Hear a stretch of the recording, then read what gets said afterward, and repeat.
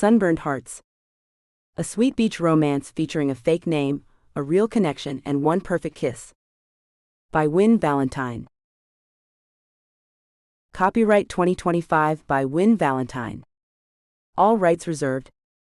No part of this book may be reproduced in any form or by any electronic or mechanical means, including information storage and retrieval systems, without written permission from the author, except for the use of brief quotations in a book review. This novel is entirely a work of fiction. The names, characters, and incidents portrayed in it are the work of the author's imagination. Any resemblance to actual persons, living or dead, events or localities, is entirely coincidental. Wynne Valentine asserts the moral right to be identified as the author of this work. Designations used by companies to distinguish their products are often claimed as trademarks.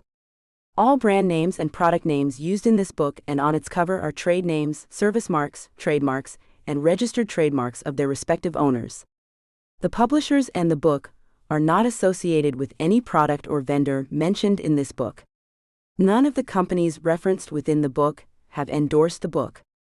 Book cover by Dana Sacco. 1. Check in and check out. Nora Santiago hated failure more than she hated sand in her shoes, which was saying something.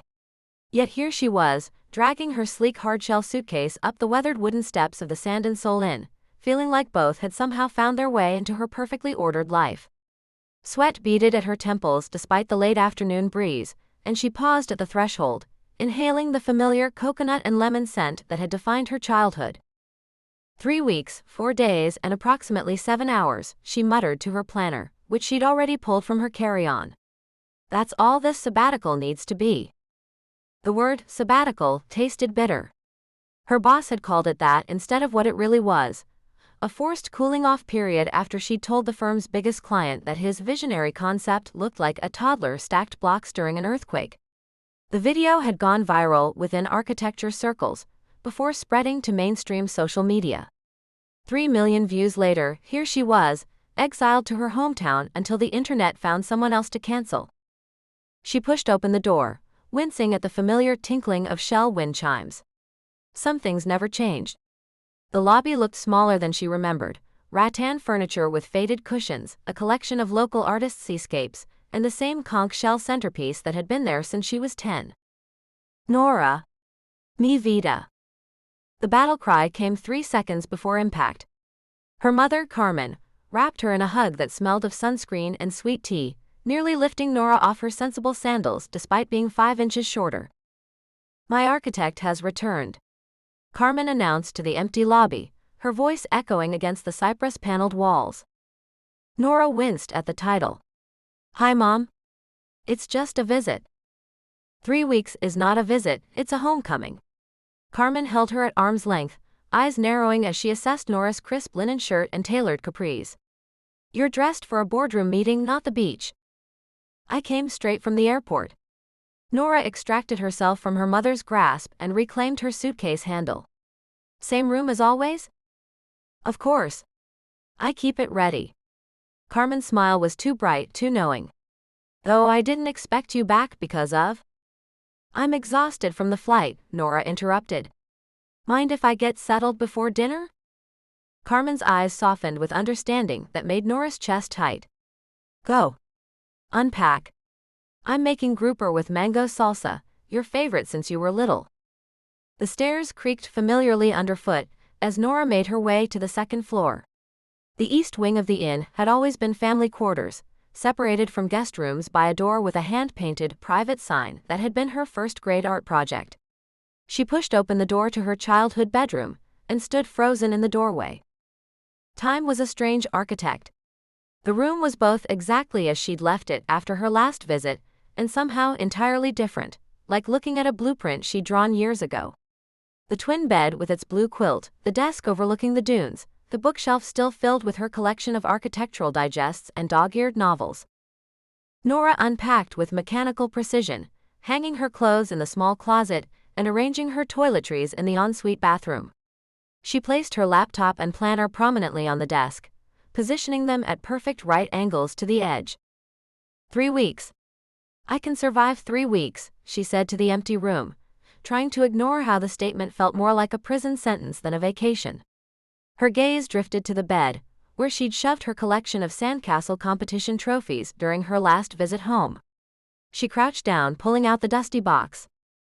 5 golden shovels mounted on plastic pedestals stared up at her, each engraved with Siesta Key Sandcastle Spectacular and a different year. Nora had once been the undisputed queen of the junior division, with architectural precision that the local paper had called prodigious and almost unsettling in someone so young. She shoved the box back under the bed with more force than necessary. Dinner was served on the inn's back porch, where the salt-laden breeze mingled with the aroma of grilled fish and Carmen's secret mango salsa recipe.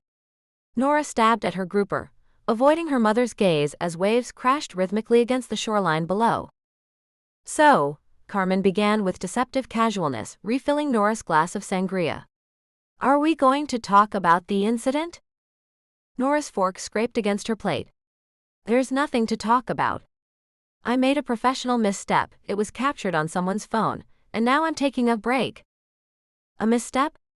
Carmen's eyebrows arched dramatically. "Nora, you told the Alberto Vega, that his design looked like?" "I'm aware of what I said." Nora cut a piece of fish with surgical precision. "The video made that abundantly clear." Carmen sipped her sangria, studying her daughter over the rim of her glass.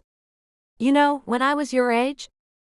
"Please don't tell me the story about how you threw a pitcher of margaritas at Dad when he suggested changing the inn's color scheme. It was lemonade, not margaritas, and it's a valuable lesson about passion versus prudence." Carmen waved her hand dismissively. "But fine. We won't talk about it." She paused for exactly 3 seconds. "Though I will say, sometimes what looks like a disaster is actually an opportunity in disguise." Nora snorted. What opportunity could possibly come from being professionally humiliated and forcibly removed from my projects? "Well, for starters," Carmen leaned forward, eyes gleaming, "I've been terribly short-staffed this season. Mia left last month to start college early, and the summer rush is just beginning." The trap was so obvious, Nora almost laughed. "Mom, I'm not working at the front desk. I'm a commercial architect with a master's degree." "Of course not." Carmen looked offended. "I would never suggest something so beneath your considerable talents." She paused, taking a delicate bite of fish. "But perhaps, just until things settle, you might consider helping a bit. Just the occasional morning shift? The guests love having someone who knows the area so well." The reflexive "no" died on Nora's lips as she looked at her mother's hopeful expression. Behind the transparent manipulation was genuine need. Carmen was pushing 60, and running the inn alone was becoming more challenging each year. "1 shift," Nora conceded with a sigh. "I'll cover 1 shift at the reception desk, but that's it. I'm not staying, Mom. This is temporary." Something in her chest loosened as Carmen beamed, the waves crashing rhythmically in the background as if applauding her surrender. "Temporary," Carmen agreed with a smile that suggested she believed nothing of the sort. "Just like your father's fishing trip that brought him to Siesta Key 37 years ago." Later that evening, Nora claimed the front desk as her temporary headquarters, laptop open to her email. No new messages from the firm, not surprising given that her boss had practically ordered her not to think about work during her sabbatical. Still, she found herself checking compulsively, as if her professional redemption might arrive in digital form. The door chimes jangled, pulling Nora from her email vigil. A man stumbled in, one hand clutching a duffel bag, the other adjusting a worn trucker hat pulled low over his eyes. Despite the late hour, he wore sunglasses, which immediately struck Nora as both ridiculous and vaguely suspicious. "Evening," he said in a low, slightly raspy voice. "Y'all got any rooms available?" His casual drawl grated against Nora's already frayed nerves. Something about his rumpled appearance and relaxed demeanor screamed carefree beach bum. Exactly the type of aimless vagrant that made her structured sensibilities bristle. "We might," she replied, straightening in her chair. "How long are you looking to stay?" He scratched his jaw, where stubble caught the low light. "Not sure exactly. Let's start with a week and see where things go." Of course. No plan, no schedule. Just drifting like the tide. Nora pulled up the reservation system, fingers clacking efficiently against the keyboard. We have a garden view room available, she said. It's $189 per night, breakfast included. Sounds perfect, he nodded. The more private, the better. Nora shot him a look, but his expression remained hidden behind those unnecessary sunglasses. I'll need a credit card and ID. What should have been a simple transaction became an exercise in patience as Ben Carson fumbled with his wallet, dropping his credit card twice before finally handing it over. As she processed his payment, he leaned against the counter, fidgeting. So, does the inn have any policies about photography? He asked, voice casual but strained. Nora's eyebrows inched toward her hairline. Photography. Yeah, you know. Do you guys post guest photos on social media or anything? We respect our guests' privacy, she answered slowly. Is there a reason you're concerned about photography, Mr. Carson? Just a preference for privacy. He drummed his fingers on the counter. And is there any way to, access my room without coming through the main lobby every time? The request set off warning bells. Great. Either her mother's inn was about to be robbed, or she just checked in a married man planning an illicit rendezvous. Neither scenario appealed to Nora's sense of order and propriety. There's a side entrance with keycard access, she replied coolly. Though I should mention that our security cameras cover all entrances. This seemed to give him pause. Right. Of course. Security. That makes sense. She handed over his room key, attached to a small wooden dolphin keychain. Room 7, up the stairs and to the right. Breakfast is served from 7 to 10 on the back porch. Checkout time is 11 a.m. Thanks. He slung his duffel over his shoulder, then hesitated. I know it's a strange question, but is there somewhere nearby I could get groceries delivered? I, have some dietary restrictions. The Publix on the mainland delivers. Nora passed him a local guide from the stack on the desk. There are numbers in there, along with other amenities. He took the guide, flashing a brief, surprisingly charming smile. Appreciate it. Nora. His eyes flickered to her name tag before he headed for the stairs. As his footsteps faded, Carmen emerged from the back office with all the subtlety of a hurricane. He seems nice, she said, in the same tone she'd used when introducing Nora to the lifeguard's son during her sophomore year. He seems weird, Nora countered. Sunglasses at night? Questions about photography policies? I'm half convinced he's hiding from either the law or a spouse. Carmen waved dismissively. Or perhaps he's just a private person looking for some peace. You of all people should appreciate that right now. Her eyes traveled to Nora's laptop, still open to her empty work inbox. Don't start, Nora warned. Carmen held up her hands in mock surrender. I'm saying nothing. Except that you might want to join me for breakfast tomorrow. I'm making my famous coconut pancakes.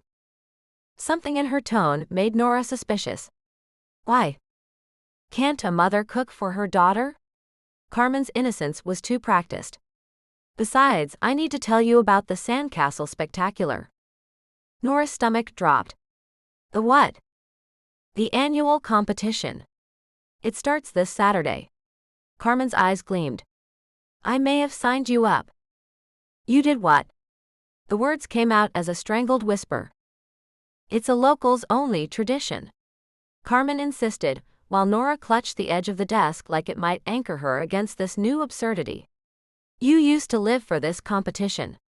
5 golden shovels, remember? When I was 12. Nora hissed.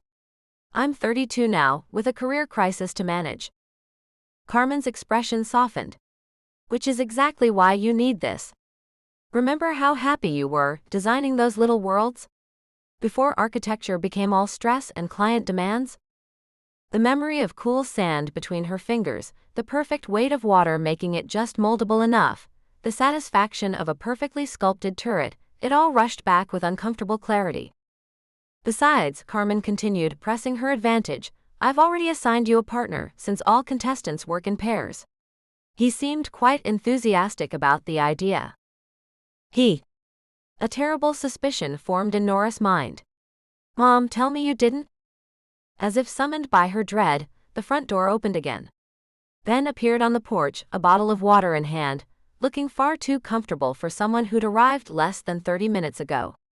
He'd removed the sunglasses but still wore the hat, and something about his posture suggested he found the entire situation amusing. Morning sunshine, he drawled, even though it was nearly 10 at night. Your mom tells me we're going to be building some castles together. Nora's glare could have melted sand into glass. Carmen, the trader, just smiled beatifically. I was just explaining to Nora how the Sandcastle spectacular is the highlight of our summer season, Carmen said. Ben was telling me he has absolutely nothing on his schedule and would love to participate in local traditions. Nothing but time, Ben agreed with a lazy smile that made Nora's eye twitch. Besides, I haven't built a sandcastle since I was a kid. Sounds like a blast. I can't, Nora began, but Carmen cut her off with the emotional precision of a surgeon. Mija, the community counts on in-participation every year. Your father and I never missed a competition in 30 years. She lowered her voice. It would mean so much to me, especially since, well, this is the first year without him. And there it was, the perfect guilt trip, delivered with just enough genuine emotion that Nora couldn't dismiss it. Her father had passed away 3 years ago, but this would indeed be the first Sandcastle spectacular since Carmen had spread his ashes in the Gulf, as requested in his will. Fine, Nora ground out. I'll stay a little longer and participate. Carmen clapped her hands together. Wonderful. I'll register you both tomorrow morning. She bustled away toward the back office, practically radiating satisfaction, leaving Nora and Ben alone in the lobby. An awkward silence stretched between them. So, Ben said finally, leaning against the counter. You've done this before? The Sandcastle thing? A lifetime ago. Nora began organizing the already organized brochures, needing something to do with her hands. I'm thinking something classic, maybe a traditional turret design with proper structural integrity. The words came automatically, her brain already drafting plans, calculating dimensions, visualizing the final product. Ben laughed, a warm sound that was irritating precisely because it wasn't unpleasant. Or we could just feel what the sand wants to become. And there it was, confirmation that this partnership would be a disaster of opposing methodologies. The sand doesn't want anything. It's sand. Everything has a natural form it leans toward, he countered, eyes crinkling at the corners when he smiled. Sometimes you gotta listen to the materials, instead of forcing your vision on them. That philosophy explains a lot about your aesthetic. Nora gestured vaguely toward his rumpled appearance. Instead of being offended, he grinned wider. You just gestured to all of me. Yes. I did. Ben chuckled, pushing away from the counter. This is gonna be fun, architect. See you tomorrow for castle planning. As he sauntered back toward the stairs, Nora called after him. If we're doing this, we're doing it right. 9 a.m. back porch with sketches and a structural plan. He threw a salute over his shoulder without turning around. Yes, ma'am. I'll bring my imagination, you bring your rulers. Nora watched him disappear up the stairs, fighting the urge to throw something. 3 weeks suddenly felt like an eternity. 2. Rulebooks and flip-flops. Bo strummed a quiet melody, as dawn painted Siesta Key in watercolor hues of pink and gold. The empty beach stretched before him like a blank page, the kind of solitude he hadn't experienced in years. His toes dug into the cool sand, wiggling with simple joy as he adjusted the strings of his old Martin guitar. No sound engineers, no producers, no handlers hovering nearby, just the rhythm of waves and the occasional seagull's commentary. He glanced over his shoulder, despite knowing the beach was deserted. Old habits. Tugging his trucker hat lower, he pulled out his phone and hit record. Morning, whiskey girl, he spoke softly to his golden retriever, miles away with his assistant in Nashville. It's your daddy again. Day 2 of freedom. Found a place nobody knows me, baby girl. No autographs, no photographers, just the beach and bad coffee. He paused, watching a sandpiper skitter along the waterline. The inn makes terrible coffee, but I don't even mind. That's how good it feels to be invisible. He strummed another chord, letting it hang in the salt air. Got roped into some Sandcastle contest yesterday. Can you believe that? Me building sandcastles like a regular person. He chuckled. Got partnered with this woman who looks at sand like it's a mathematical equation. Should be interesting. A distant figure appeared at the far end of the beach, prompting Bo to abruptly end his message. He packed up his guitar with practiced speed, heart thumping against his ribs, until he realized it was just an elderly man walking his dog. The adrenaline surge left him feeling ridiculous and sad in equal measure.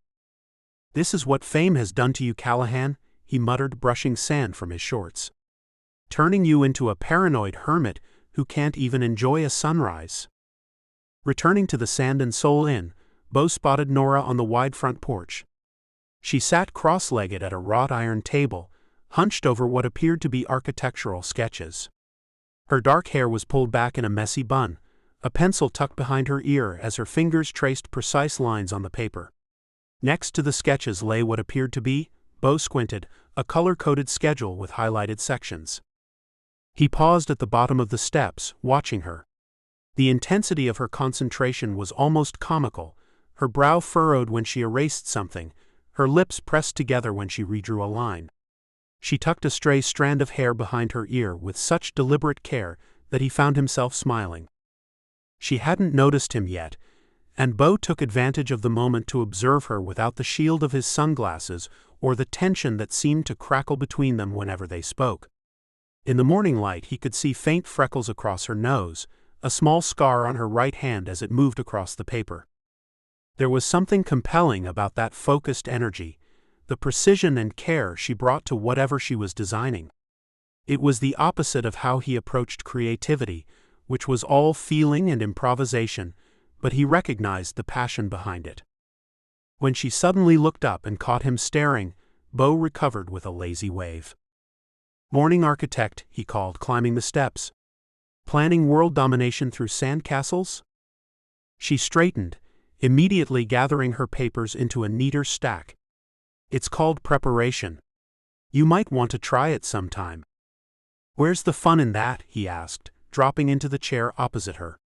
"Best things in life happen by accident," says the man who's about to accidentally lose a sandcastle competition. The corner of her mouth quirked up slightly, and Bo felt an unexpected warmth bloom in his chest. Hidden under all that efficiency was a competitive streak. Interesting. The next morning, Bo had barely taken his first sip of coffee in the inn's sunny breakfast nook when Nora materialized beside his table. She slammed down a 3-ring binder with such enthusiasm that his coffee sloshed over the rim. "Operation Sandcastle Victory," she announced, tapping the plastic cover that indeed bore that title in neat block letters. Bo blinked at the binder, then up at her. She wore crisp white shorts and a navy blue top with boat shoes, looking more prepared for a yacht club meeting than a day at the beach. "Did you label a binder for a sandcastle contest?" he asked, wiping coffee from his fingers. "I label everything. Helps with efficiency." She slid into the chair across from him and flipped open the binder to reveal color-coded tabs. "I've outlined our practice schedule, material requirements, structural assessments, and tide considerations." She rotated the binder to face him. Page 1 featured a strict timeline for the next 2 weeks, broken into hours and color-coded by activity type. Bo choked slightly on his coffee. "Is this the Great British Bake-Off of sand sculpture?" he managed after swallowing. "Do we get judged on our showstoppers?" "The contest has 3 rounds with eliminations," she explained, ignoring his joke. "First round is next Saturday, classical architecture. Then fantasy structures the following Wednesday, and the finals, which we will make, are innovation in sand the Saturday after." Bo flipped through the binder, increasingly bewildered by detailed sketches, material lists, and what appeared to be a bibliography of sandcastle technique books. "Not to rain on your very organized parade," he said carefully, "but I was thinking we could just, freestyle it." Feel the sand, see what happens. The visible twitch in Nora's left eye told him this was exactly the wrong suggestion. Freestyle, she repeated, as if he'd suggested they build their castle underwater. We're up against the Henderson twins, who've won 3 years running. Patty used to be a pottery instructor, and Carl literally sculpts ice for cruise ships. So we'll be the underdogs. People love an underdog story, Bo said, enjoying how the nickname made her bristle. Look, architect, sand isn't meant to be controlled. It's meant to be felt. He reached for the small decorative bowl of sand on the table, apparently a theme at the inn, and let it cascade through his fingers in a dramatic demonstration. That's a lovely philosophy, she deadpanned, but it won't build a structurally sound castle that can withstand judging without collapsing. What if we compromise, he suggested, surprising himself with how much he wanted this to work. You handle the engineering, I'll handle the soul. The soul, she repeated flatly. Yeah. Every good castle needs one. She studied him for a long moment, then sighed. First practice is at 4. Don't be late. As she stood to leave, Bo couldn't resist adding, should I bring my castle's soul in a jar, or can I just carry it in my pocket? The glare she shot him only made his grin widen. At precisely 4 o'clock, Bo sauntered onto the designated practice area of the beach, carrying only a plastic bucket and shovel he'd purchased at the beach shop. He spotted Nora already setting up what looked like a miniature construction site, complete with measuring tools, spray bottles, various sculpting implements, and laminated reference photos propped against her beach bag. You're late, she said without looking up. Bo checked his watch. It's exactly 4. Which means you're not early, which means you're late. She straightened up, surveying the patch of sand she'd meticulously smoothed. I've marked the foundation dimensions. We'll start with compacting techniques. For the next hour, Bo watched in fascination as Nora demonstrated proper sand-to-water ratios, compacting methods, and structural reinforcement techniques. Her hands moved with confident precision as she created perfect right angles and smooth surfaces. There was something oddly mesmerizing about her methodical approach, though he'd never admit it aloud. While she measured distances for the outer wall, Bo knelt nearby, quietly shaping a small turret. He worked quickly, carving delicate stonework patterns and a spiral staircase visible through tiny windows. When Nora finally noticed, she paused mid-sentence about load-bearing walls. You made that, she asked, eyeing the turret. Turns out I've played with sand before, he said with a shrug, though he couldn't hide a flicker of pride at her surprise. She studied it with narrowed eyes. The scale is wrong for our blueprint, but the detailing is good. From Nora, he suspected this qualified as effusive praise. Maybe we can work it in somewhere, she added, marking something in her notebook. The judges appreciate original details. I aim to please, he said, tipping his hat dramatically. She rolled her eyes but didn't entirely suppress her smile. They were grabbing lemonade from the beach bar when Bo noticed a teenager at a nearby table staring at him with growing recognition. The boy nudged his friend, pointing subtly in Bo's direction as recognition dawned on his face. Has anyone ever told you that you look exactly like? The teen began, loud enough to turn heads. Panic surged through Bo's body. In one fluid motion, he spun around, accidentally on purpose knocking over his lemonade. The sticky liquid splashed across the counter and onto Nora's sketch pad. Oh shoot, he exclaimed with exaggerated dismay. I am so clumsy. Let me help with that. Nora sprang into action, grabbing napkins and muttering about basic coordination skills as she dabbed at her soggy notes. The commotion successfully diverted attention as the teenage boys moved on, though Bo caught the lingering suspicious glance thrown his way. Sorry about that, he offered when the crisis was contained, trying to slow his racing heart. It's fine, Nora said, though her tone suggested otherwise. Just the 3rd time I've written these measurements. She peered at him over her napkin. You know, normal people take their sunglasses off when there's cloud cover. Bo touched the frames defensively. Sensitive eyes. She said, clearly unconvinced. And the hat indoors? Bad hair day. Every day? I'm consistent like that. The next morning, teams gathered near the main lifeguard tower where a surprisingly robust setup awaited. Tents with the local tourism board logo, a judging table, and what appeared to be camera equipment. A tall, perpetually tanned man in his 30s jogged over to their group, clipboard in hand and whistle dangling around his neck.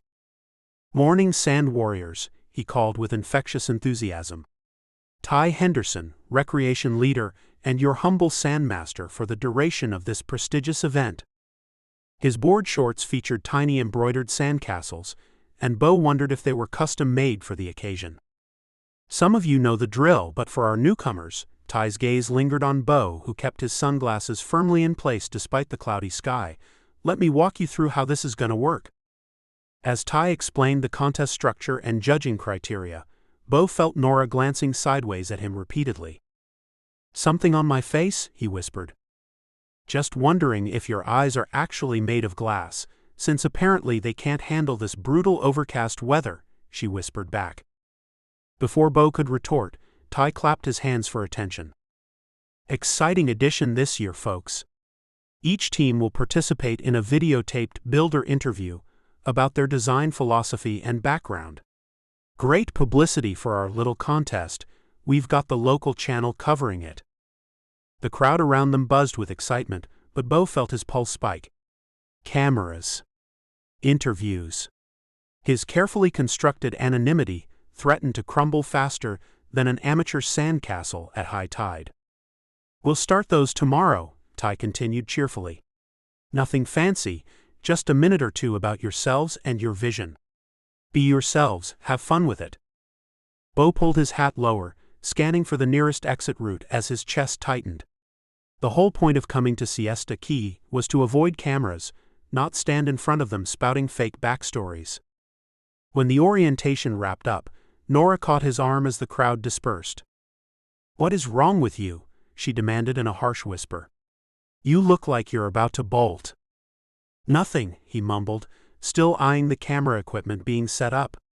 "Just not a camera person." "It's local access television, not 60 Minutes, she said, then paused, studying his face.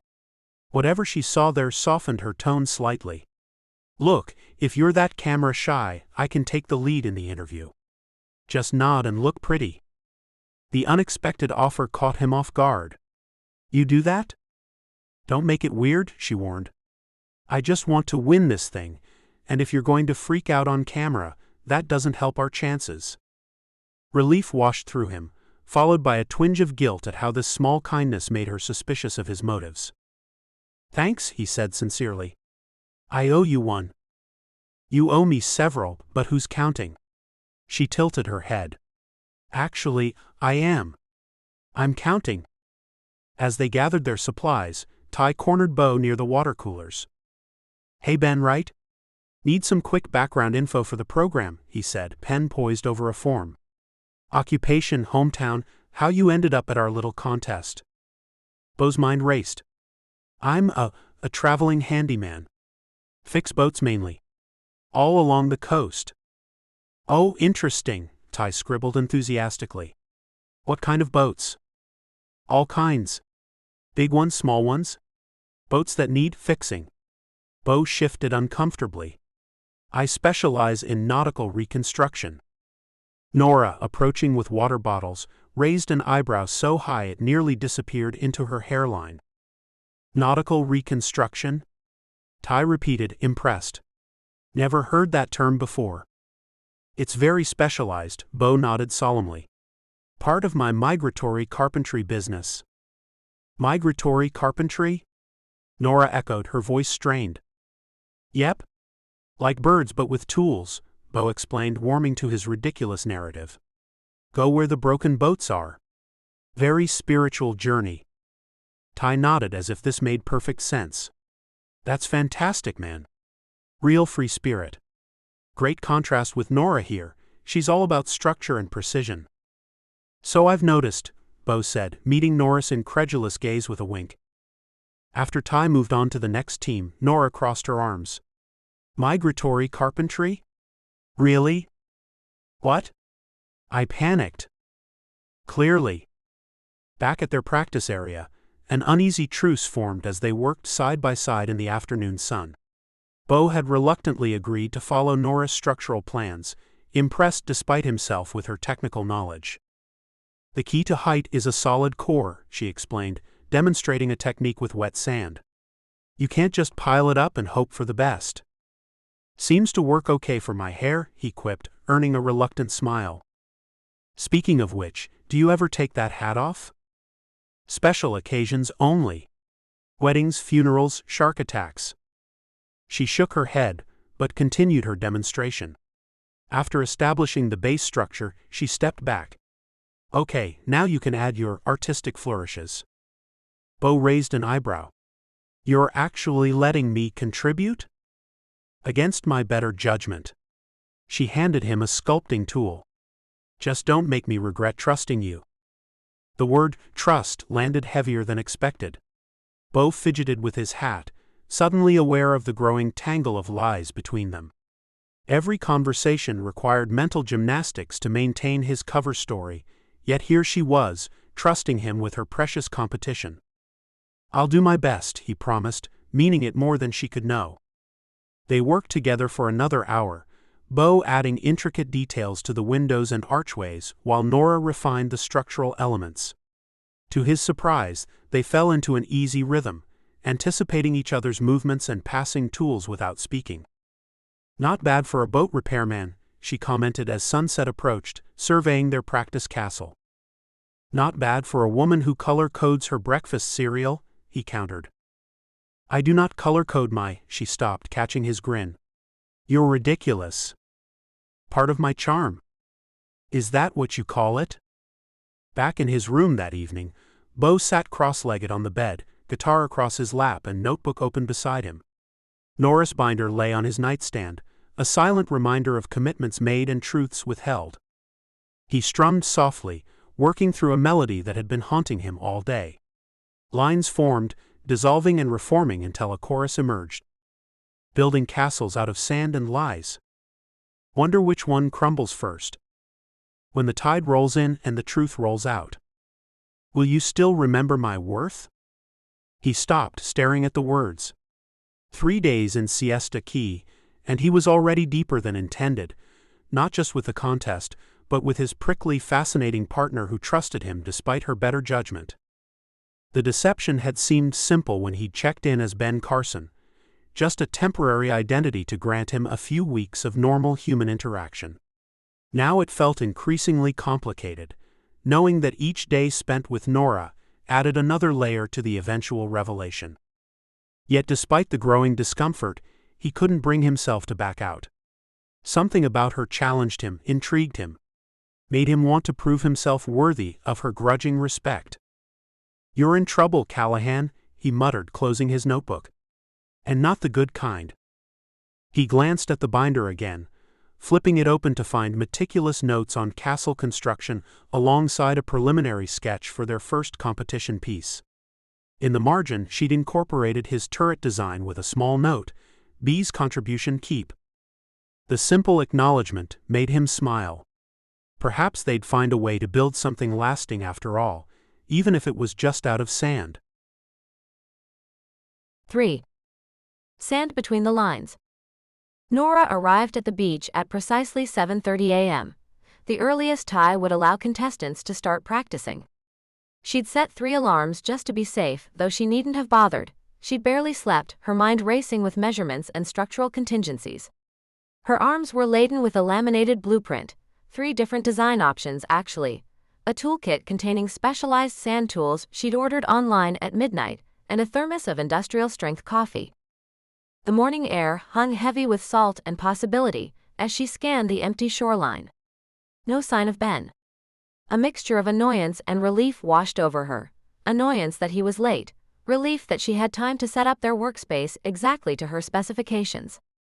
Perfect, she muttered, placing her belongings in a precise semicircle around the patch of sand Ty had assigned them yesterday. She knelt down, running her fingers through the cool grains. Good consistency today after the light rain overnight, not too dry, not too wet. Nora spread a beach blanket out and carefully arranged her tools from smallest to largest.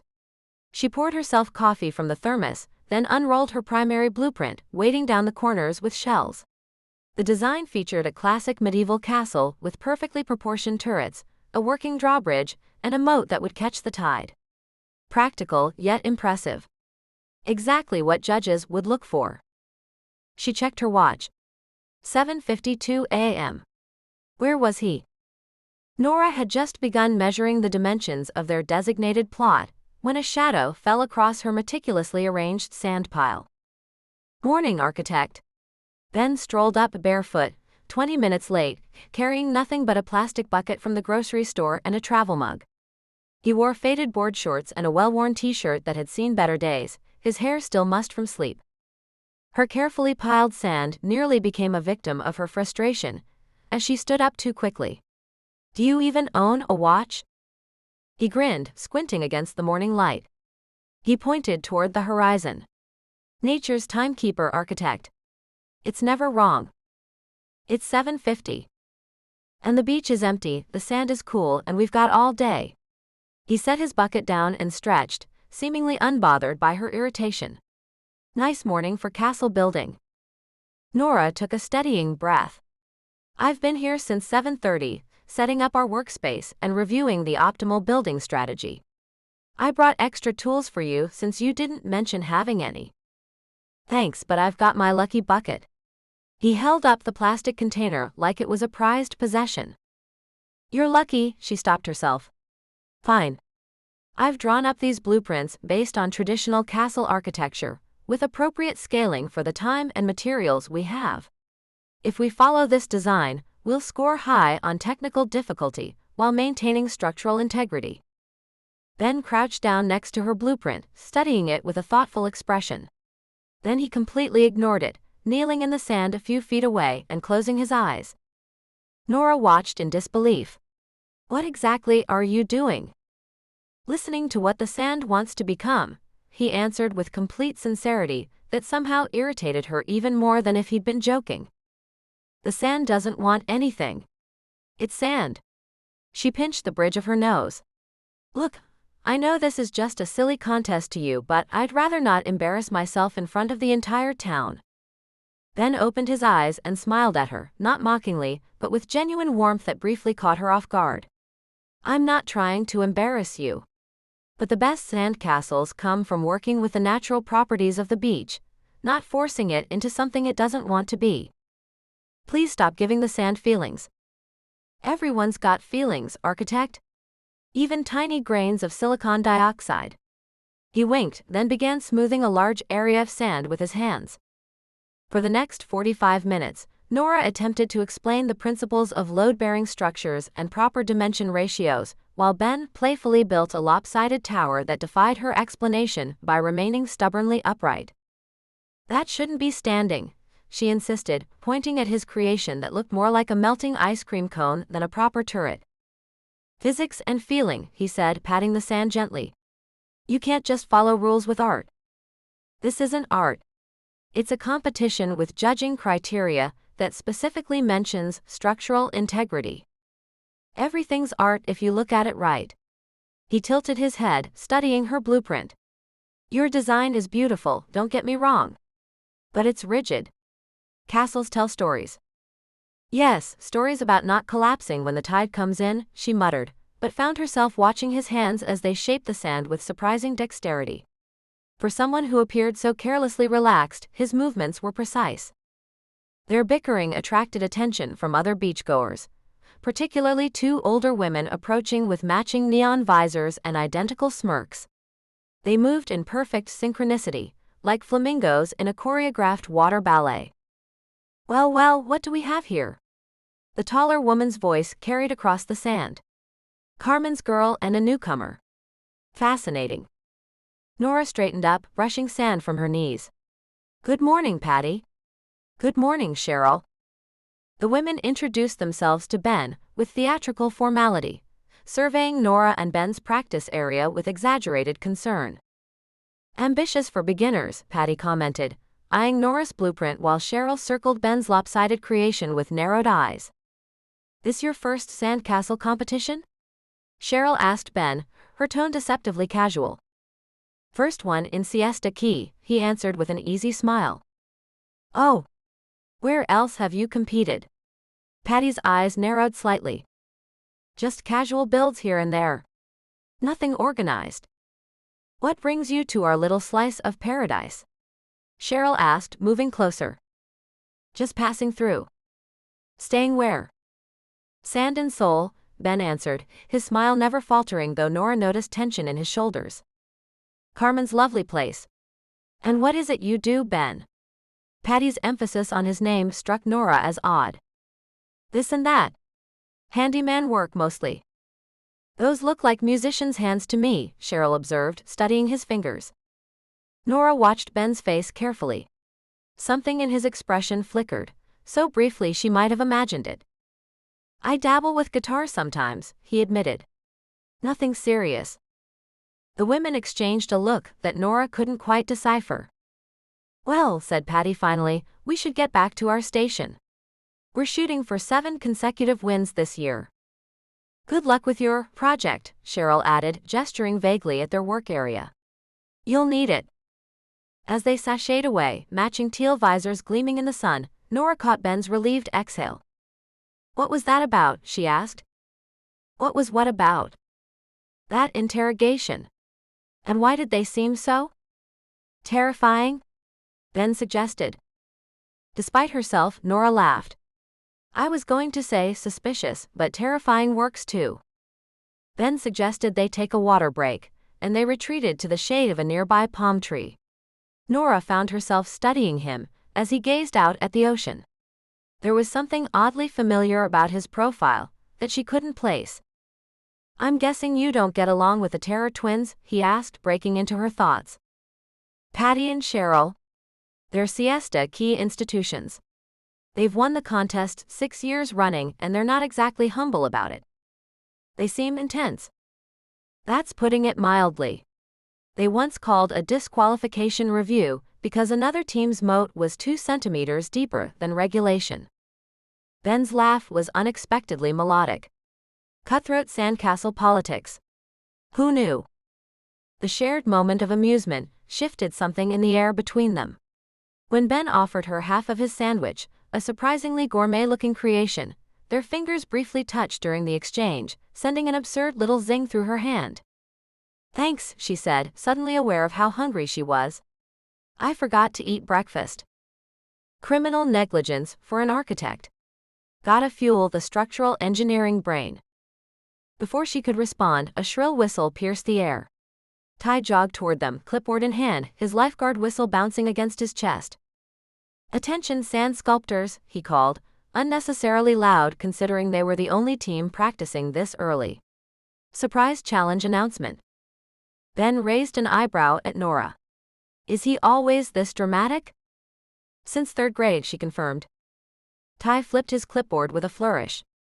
As per Article 7, Section B of the Siesta Key Sandcastle competition bylaws, I am authorized to implement a qualifying round. There's bylaws? Ben whispered. Shockingly comprehensive ones, Nora whispered back. Ty continued, all teams must complete a small-scale practice build by sunset today or forfeit their spot in the main event. From 20 yards down the beach, where Patty and Cheryl had evidently been eavesdropping, a voice called out, trial by sand.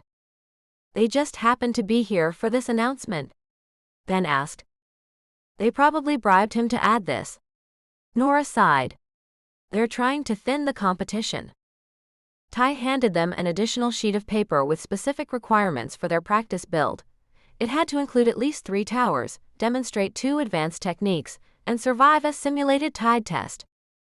As the afternoon progressed, Nora's frustration mounted when Ben continued ignoring her technical suggestions, instead working intuitively on a flowing design that seemed to materialize from his hands. She found herself repeatedly distracted, watching his fingers shape delicate details with surprising precision. The calluses on his fingertips suggested years of guitar playing, more than just dabbling. You're not following the blueprint, she pointed out for the 3rd time, as Ben created an asymmetrical tower that somehow still looked balanced. I'm riffing on it, he answered, never looking up from his work. Like when you're playing music and you feel where the song wants to go. Buildings aren't music, They collapse if you riff on the structural supports. But sand isn't concrete or steel. It's impermanent. That's what makes it beautiful. The philosophical artist routine was really starting to grate on her. That's also what makes it collapse if you don't compact it properly. The sun began its slow descent, painting the sky in deepening shades of gold and pink. Their practice castle was only half complete, with sunset rapidly approaching. Ty had already begun making his rounds to other teams, clipboard in hand. Something had to give. Nora stared at their creation, a strange hybrid of her precise angles and his flowing curves that somehow didn't quite come together. She glanced at her watch. 1 hour left. She looked at Ben, who was carefully creating a tiny staircase leading nowhere, complete with perfect little sand steps. Despite his apparent carelessness, his hands moved with practiced precision. "We're not going to finish," she said finally. Ben looked up, meeting her eyes. "We might, if we stop fighting each other on every detail." He was right, though she hated to admit it. Nora took a deep breath and did the unthinkable. She folded up her blueprint and set it aside. "Show me," she finally said, the words scraping against her professional pride. "Show me what you mean by feeling it." The genuine smile that spread across his face made the concession almost worth it. "Come here," he said, patting the sand beside him. Nora knelt down and Ben moved behind her, close enough that she could feel the warmth radiating from him. "Give me your hands," he said softly. She hesitated, then extended her hands. Ben's calloused fingers wrapped gently around hers, guiding them to the sand. "Close your eyes," he murmured, his breath warm against her ear. "I can't shape sand with my eyes closed." "Just try." For 10 seconds.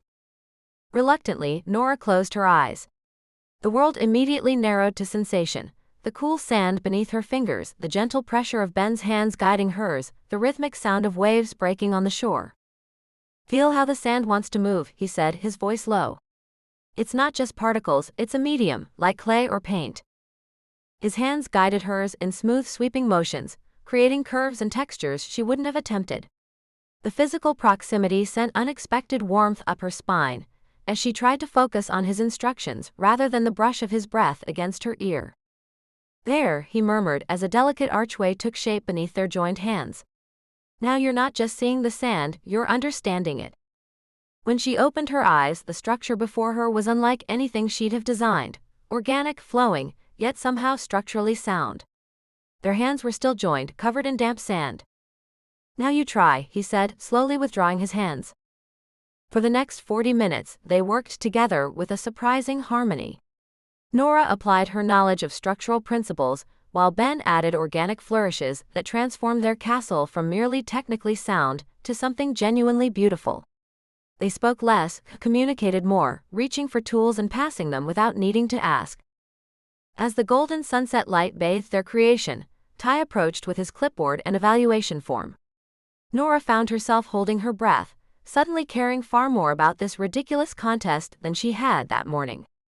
The structure before them, a flowing design with precise architectural elements, somehow combined both their visions.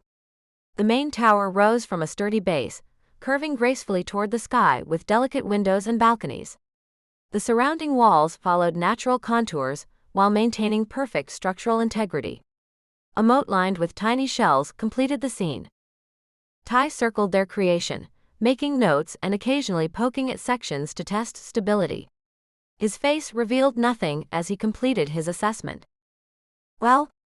Nora finally asked, unable to bear the suspense. Ty looked up from his clipboard, expression serious. Then a smile broke across his face. "Surprisingly solid work, you two," he announced. "You've qualified for the main event." Nora caught herself exchanging a victorious grin with Ben, their temporary alliance feeling dangerously natural. When he offered a sandy high five, she returned it without hesitation. From 20 yards down the beach, Patty and Cheryl watched with narrowed eyes, their matching visors tilted at identical displeased angles. "We actually did it," Nora said, surprising herself with a genuine excitement in her voice. "Was there ever any doubt?" Ben's eyes crinkled at the corners when he smiled, really smiled, not the casual grin he usually wore. The realization that she was noticing such details made Nora immediately look away. This was a sandcastle contest, nothing more. Just because they'd managed to work together for one afternoon didn't mean anything. But as they gathered their tools in the fading light, their hands occasionally brushing as they cleaned up, Nora couldn't quite shake the feeling that something had shifted, like sand redistributing itself after a wave, settling into a new pattern entirely. 4. Driftwood Confessions. Bo held a chilly beer bottle against his knee, feeling the condensation seep through his jeans as he watched the sun melt into the Gulf of Mexico. The sky had transformed into a watercolor masterpiece, oranges bleeding into pinks, with strips of purple starting to claim the eastern horizon. He'd seen 1,000 sunsets from 1,000 cities, but there was something about this one that felt different. Maybe it was knowing he didn't have to be anywhere tomorrow, except right back here, building sand sculptures with the most frustratingly fascinating woman he'd met in years. The bonfire crackled to life, sending sparks spiraling upward as locals piled more driftwood onto the flames. Bo adjusted his hat lower, a reflex more than a necessity now that twilight was settling in. He scanned the growing crowd with practiced caution, muscle memory from years of celebrity, checking for the telltale signs of recognition or worse, the distinctive rectangular outline of a phone aimed his way. Instead, his eyes caught on Nora walking toward him, navigating the sand with the same precise determination she applied to everything. She carried 2 paper plates, and even from a distance he could see the precise architectural way she'd constructed whatever was on them. "You strike me as a s'mores man," she said, dropping onto the driftwood log beside him and offering one of the plates. "Though I should warn you, my marshmallow roasting technique involves exact timing and rotation. None of that catch it on fire and blow it out nonsense." Bo grinned, accepting the perfectly toasted s'more. "Did you use a protractor to get that golden-brown ratio just right?" "Mock all you want, but precision matters," she said, though the firelight caught the upward curve of her lips. "Even in dessert construction." The s'more was perfect: crisp graham cracker, melty chocolate, and a marshmallow with a golden exterior and gooey center. He finished it in 2 bites, realizing he'd barely eaten all day. "Not bad for someone who probably uses a ruler to spread peanut butter," he teased. "Says the man who thinks winging it is a legitimate life philosophy." She cocked her head, dark hair falling loose around her shoulders instead of pulled back in its usual ponytail. The firelight caught copper highlights he hadn't noticed before, and the orange glow softened the angles of her face. Bo realized he was staring when she raised an eyebrow at him. "Something on my face besides marshmallow?" He shook his head, covering his momentary lapse with a sip of beer. "Just appreciating your architectural approach to dessert." The conversation flowed easier than he'd expected. They laughed about Patty and Cheryl's matching tropical bird outfits from that morning's practice session, and Bo described how the older women had casually mentioned they'd won 6 years in a row while demonstrating their sand packing technique. "They told me 7 years," Nora said. "The legend grows." Strategic psychological warfare. They're playing the long game. Pretty sure Cheryl was sketching our design while pretending to apply sunscreen. Industrial espionage in the cutthroat world of amateur sandcastle competitions. Bo chuckled, finding himself genuinely relaxed for the first time in months. The darkness had settled in completely now, and he slipped his sunglasses off, tucking them into his shirt pocket.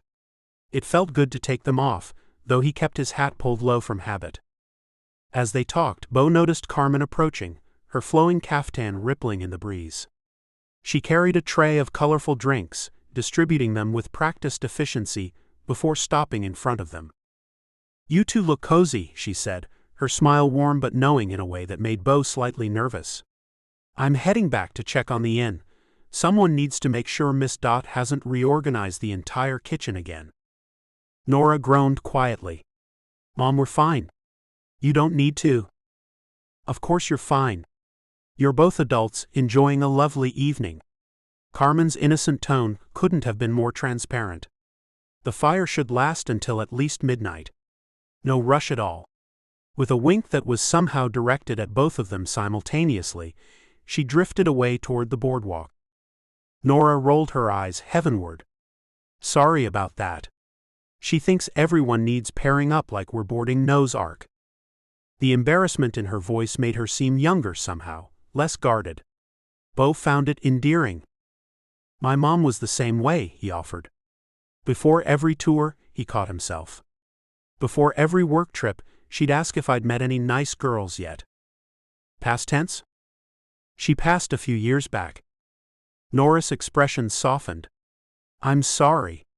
I can't imagine not having mine around, even when she's being, well, Carmen. You're lucky.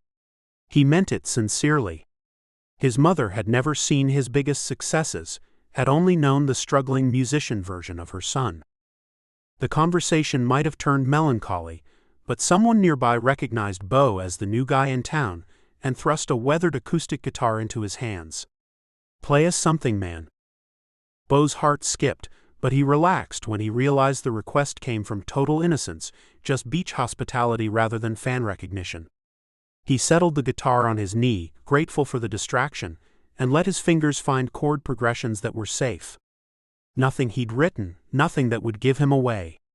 Just simple folk melodies that any decent guitarist might know. Around them, conversations ebbed and flowed with the tide. Laughter punctuated the steady rhythm of waves, and the scent of salt water mingled with wood smoke. Bo kept his strumming soft, background music rather than a performance. During a pause, Nora watched his hands with curious interest. So why Siesta Key? Of all the places to clear your head, why here? The question seemed innocent enough, but it brushed against the edges of all he couldn't say. Bo's fingers stilled on the strings. My last gig went sideways. That much was true. His manager had called the disastrous album release and subsequent tour cancellation exactly that. Needed somewhere to clear my head. What kind of work do you do anyway? She tilted her head, firelight flickering across her features. When you're not building masterpieces out of sand, that is. Bo swallowed, choosing his words carefully. Entertainment industry stuff. Nothing exciting. He redirected quickly. What about you? Your mom mentioned you're some kind of designer. To his surprise, Nora didn't push. Instead, her shoulders relaxed as she stared into the flames. I'm an architect. Or I was. I don't know what I am now. Was. I lost it. She said it quietly, almost to the fire rather than to him. Right in the middle of a presentation for a major client. Years of work and I just snapped? Her hands moved as she spoke, elegant and expressive. She described a high-pressure project, impossible deadlines, and a client who kept changing fundamental requirements at the last minute. They wanted a completely different structural approach 3 days before the final presentation. 3 days. Do you know what that means in architectural terms? Bo shook his head. It means redoing weeks of work with no sleep and no recognition. Her mouth twisted. So when they had the nerve to question my professionalism after all that, I told them, in exquisite detail, exactly where they could shove their minor adjustments. Someone filmed it. Now I'm taking a break to reassess my priorities. She made air quotes with her fingers, voice dripping with sarcasm. The pain beneath her bravado was familiar. Bo set the guitar aside. Fame, even the small-town kind, changes how people see you, he said, surprising himself with the admission. Suddenly you're not a person anymore, you're what they need you to be. The words felt dangerous, too close to his reality, but Nora's understanding nod encouraged him. Sometimes I wonder if I even know who I am without the job anymore, he continued, voice low. God, yes. Her knee bumped against his as she turned toward him, eyes bright in the firelight. Before all this, designing made me feel powerful. Like I was building something permanent, something that mattered. Now it just feels like a trap I built myself. I get that. My work used to be. He hesitated, weighing how much to share. Pure joy. Then it became business, and the joy got harder to find. Their shoulders touched as they leaned toward each other, conversation dropping to an intimate murmur despite the noise around them. Bo found himself sharing more than he'd intended, not specifics but feelings. The pressure of constant travel, of always being on, of losing connection with the simple pleasures that had drawn him to music in the first place.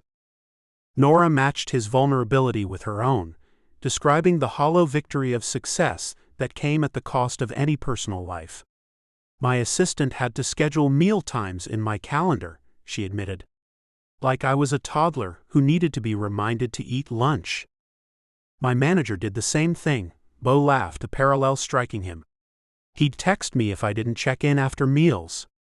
Can't perform if you're passed out from hunger. Perform what exactly? You being deliberately vague about your mysterious career? The teasing question hung between them. Bo hesitated. Something about the moment, the privacy created by darkness and the crackling fire, the genuine connection he felt, made him consider telling her the truth. Not everything, but something real. I'm a musician, he started, choosing his words carefully. I write. Movement at the edge of the firelight caught his eye. A young woman stood partially hidden by a palm tree, phone held waist-high and unmistakably aimed in their direction. The stance was too familiar, the careful angle to avoid detection, the furtive glances to ensure no one noticed. After years of being photographed everywhere from restaurant tables to hospital visits, Bo knew exactly what he was seeing. His entire body tensed. If she recognized him, if those photos got out. Furniture, he finished lamely, already standing and pulling Nora up beside him. Listen, it's getting hot by this fire. Let's walk. Confusion flashed across her face. What? I thought? Please, he said, hand finding the small of her back as he steered her away from the bonfire, away from the phone and its potential to destroy everything. The water looks amazing right now. Nora allowed herself to be guided toward the shoreline, but he felt the resistance in her body, the questioning tension as they moved away from the gathering. Once they reached the water's edge, where darkness provided cover and the waves would mask their conversation, she stopped and turned to face him. What just happened back there? She demanded, arms crossed. You completely shut down mid-sentence. Bo removed his hat to run a hand through his hair, buying time. The phone couldn't capture clear images at this distance, especially in the darkness. Sorry, it was getting crowded. Needed some air. Air. At an outdoor beach bonfire. And privacy, he added, not entirely untruthfully. I was enjoying talking with you. Nora studied his face, suspicion evident even in the dim light reflecting off the water. You're a terrible liar, Ben. The false name stung more than it should have.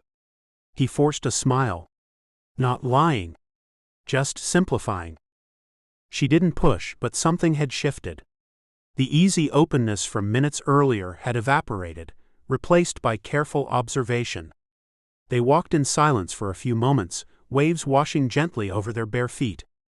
Bo had kicked off his shoes back at the fire, and couldn't bring himself to care if the tide took them. It's beautiful out here, he offered, gesturing toward the vast darkness of the Gulf, where distant points of light marked fishing boats and cargo ships. Reminds me of growing up. We used to spend summers near water, and at night everything felt possible. Nora's expression softened slightly. We never left Siesta Key in the summers. Mom couldn't close the inn during peak season, so this was my entire world. I used to think the universe ended at the point where the water meets the sky. Maybe it does, Bo said softly. Maybe that's why I came here. It feels like the edge of things. That earned him a curious glance. The edge of what? The weight of his secret pressed against him, heavier with each moment he spent with her. She was the first person in years to see him, not Bo Callahan the country star, just a man building sand structures and stumbling through conversations that mattered. And here he was, risking it all with lies of omission. The edge of whoever I was before, I guess, he answered, knowing it wasn't enough. 5. The castle crumbles.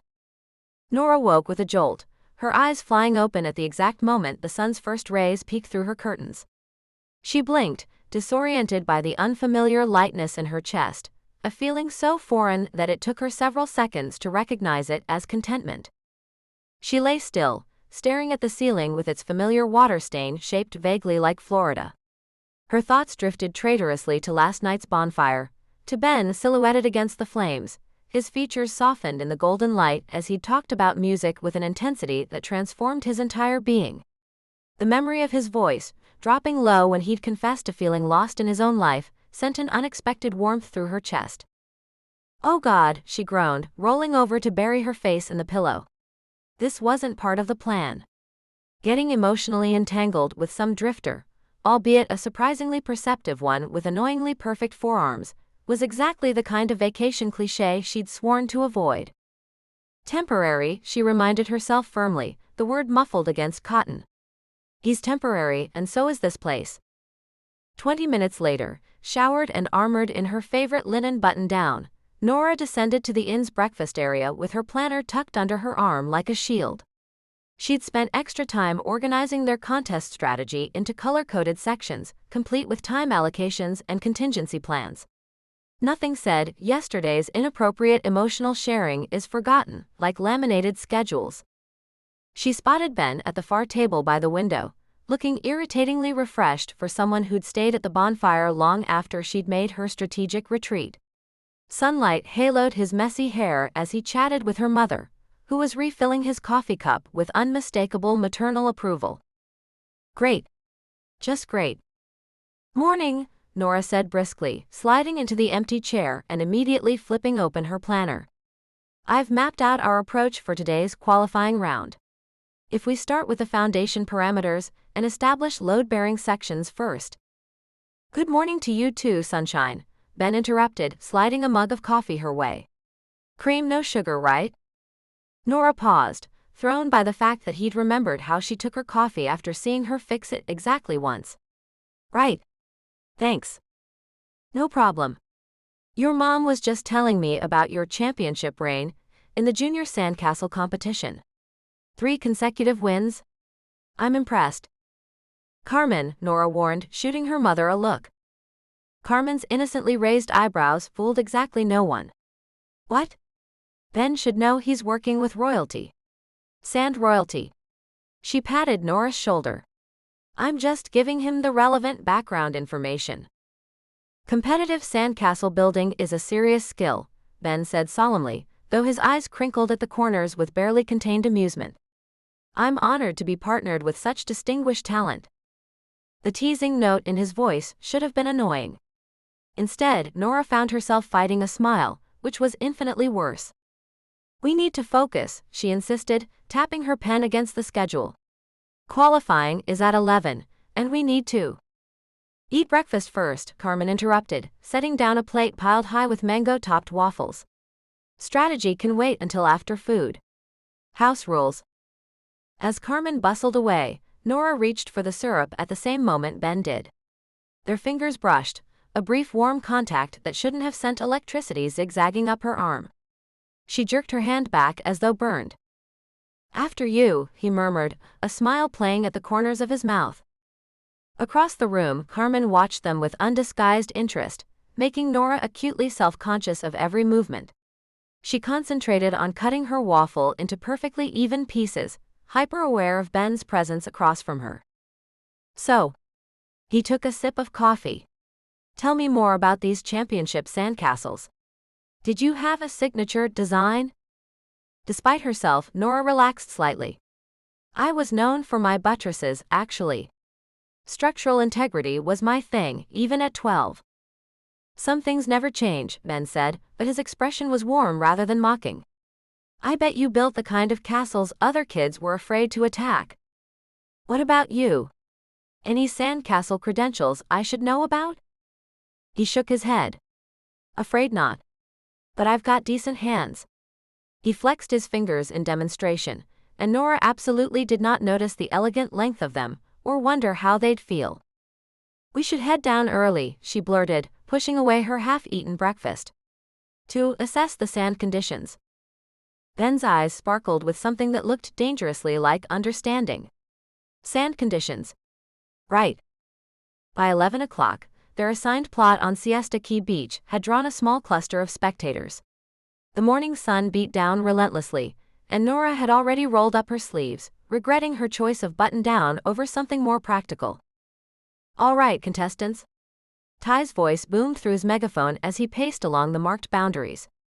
"You have exactly 90 minutes to construct your qualifying piece. The theme is coastal fantasy. Your time starts now." Nora immediately dropped to her knees beside their plot, consulting her sketched blueprint. "If we establish the perimeter first, and then work on the central tower structure." But Ben was already several feet away, hands plunged into the sand, forming what appeared to be a completely unplanned curve. "What are you doing?" she hissed. "We need to start with the foundation." "I am," he replied, not looking up. "But I'm feeling something more organic here. See how the sand grain is finer on this side? If we follow the natural contours." "Natural contours aren't going to win us points for structural innovation," Nora countered, brandishing her clipboard. "We need precision." "We need soul," Ben argued, flashing her a grin that did unwelcome things to her pulse. "Architecture without artistry is just math." Nora gasped in mock offense. "Take that back." "Make me," he challenged, eyes dancing. Instead of responding, she knelt beside him and began shaping her own section of the perimeter, stubbornly following her measured guidelines. For several minutes they worked in parallel, neither quite surrendering to the other's vision. 20 minutes in, Nora had to admit, though only to herself, that Ben's intuitive approach was yielding impressive results. His organic wall curved gracefully into her more angular battlements, creating a harmonious blend of structure and flow. When he started adding a delicate spiral staircase that had no right to stand up under its own weight but somehow did, she found herself pausing just to watch his hands work. "Like what you see?" he teased, catching her stare. Nora hastily averted her eyes. "Just making sure you're not about to collapse my northern wall." "Wouldn't dream of it," he assured her, deftly carving tiny windows along the staircase tower. "Your walls are far too impressive to mess with." The double meaning wasn't lost on her. Nora concentrated harder on her own section, ignoring the heat that had nothing to do with the Florida sun. Nearby, Patty and Cheryl worked on an elaborate mermaid grotto, occasionally glancing over with calculating looks. Further down, the teenage duo, Zeke and Rory, had abandoned all pretense of a traditional castle in favor of what appeared to be a life-sized sand velociraptor. "That's ambitious," Nora noted, when their dinosaur's head collapsed for the third time.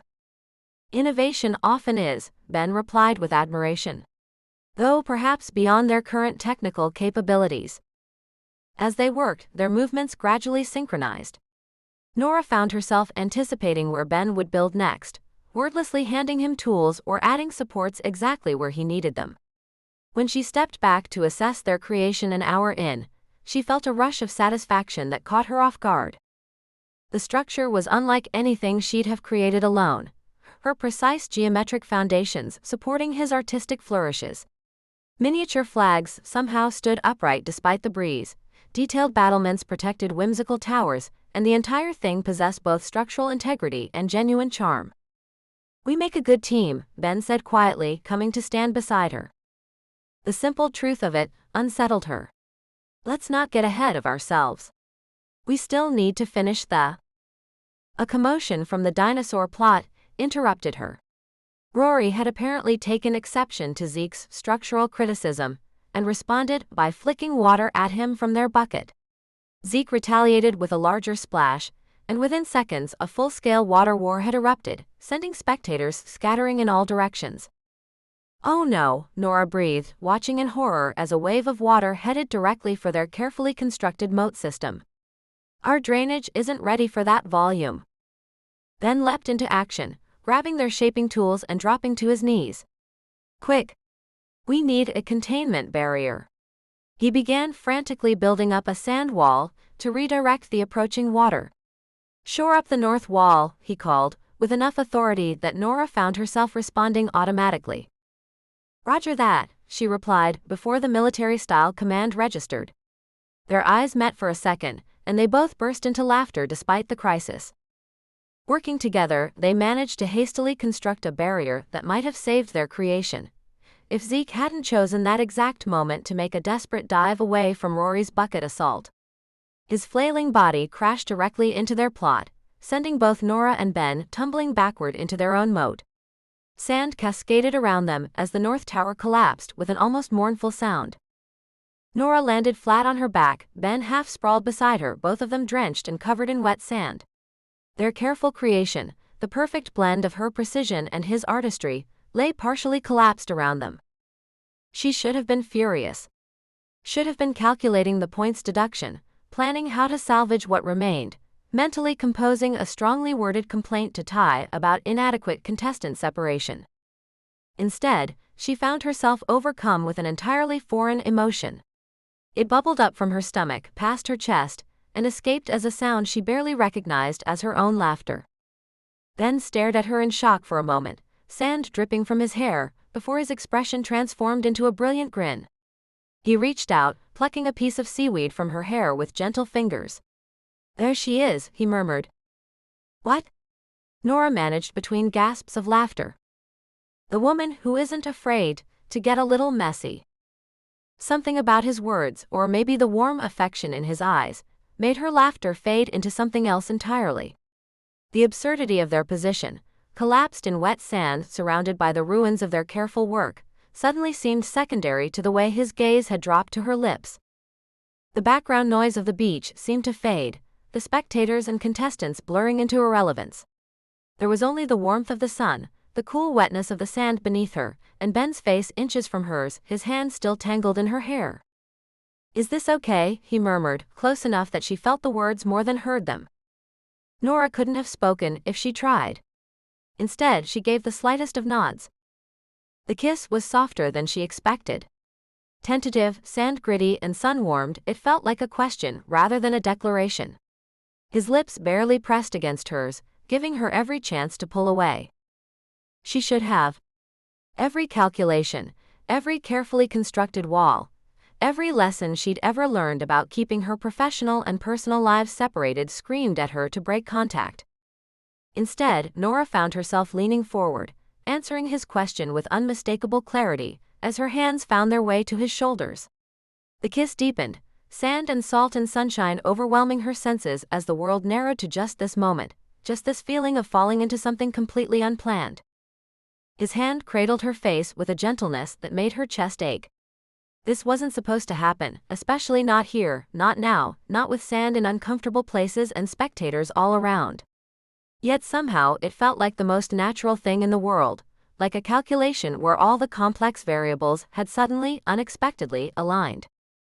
Well, isn't this a creative interpretation of Sandcastle building? Carmen's amused voice shattered the moment like a bucket of cold water. Nora jerked backward, scrambling to her feet so quickly she nearly tripped over the remains of their moat. Heat flooded her face as she became acutely aware of their audience.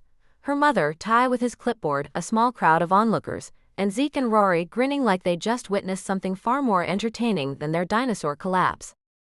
"Mom. We were..." Nora brushed frantically at the sand coating her clothes as if she could somehow brush away what had just happened. "Qualifying," Ty announced cheerfully, making a note on his clipboard. Despite the structural collapse, the judging panel is impressed with the innovative design elements visible in what remains. Plus, bonus points for entertainment value. He winked at Nora, who wished fervently for a convenient sinkhole to open beneath her feet. I need to." She gestured vaguely toward the inn, unable to complete a coherent thought with everyone's eyes on her, and the phantom pressure of Ben's lips still tingling against hers. Ben stood, sand cascading from his clothes. "Nora." "Great work today," she said loudly, avoiding his gaze. "I'll see you tomorrow for the next round." She turned and walked away with as much dignity as one could muster while dripping wet and covered in sand, ignoring Carmen's knowing look and Ty's thumbs up. By the time she'd showered and changed, the sun was beginning its descent toward the horizon, painting the sky in shades of pink and gold that would have been beautiful if Nora hadn't been busy having a silent breakdown in her room. A soft knock at her door made her freeze. "Nora?" Ben's voice, quiet and uncertain. "Can we talk?" She opened the door, but remained firmly in the doorway, blocking entry. A clear boundary. Professional. Hey. He'd changed too, his hair still damp from a shower, but he hadn't lost the look of careful determination she recognized from when he'd been shaping sand into improbable structures. About what happened at the beach. It was just fun, right? Nora interrupted, her voice deliberately light. We got caught up in the moment. Sand, sun, adrenaline from our collapsing masterpiece. She shrugged, as if dismissing the entire event as trivial. No big deal. Something flickered across his face, confusion, hurt. She couldn't let herself analyze it too closely. Right, he said slowly. No big deal. Exactly. Nora folded her arms across her chest. Just a vacation moment. And is that what you want? Just vacation moments? The question hung between them, weighted with possibilities she couldn't afford to consider. Possibilities that would end with her hurt and alone when he inevitably left. Just like everyone else did, when they realized her dedication to her work wasn't a phase or a negotiable aspect of her personality. I think it's best, she said carefully. We're both passing through, right? No point in complicating things. Ben studied her face for a long moment.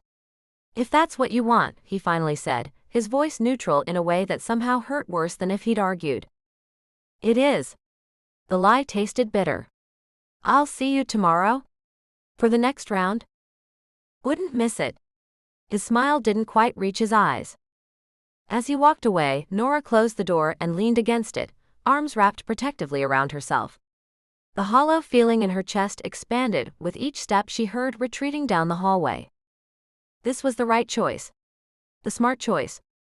The safe choice.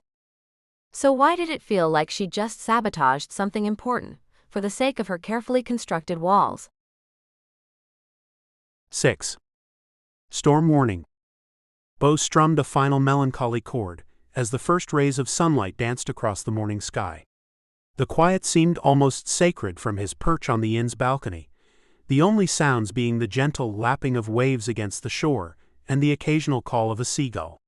He'd been up since before dawn, unable to sleep with yesterday's kiss playing on loop in his mind.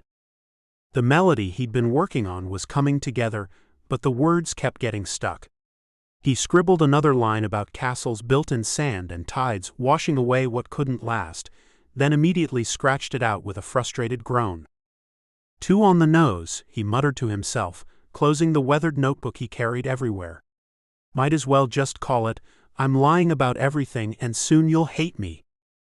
He set the guitar aside and leaned against the railing, watching the early morning beachcombers appearing like tiny figures in a diorama. Somewhere down there, the remains of yesterday's Sandcastle stood, the place where everything had changed in the space of a heartbeat.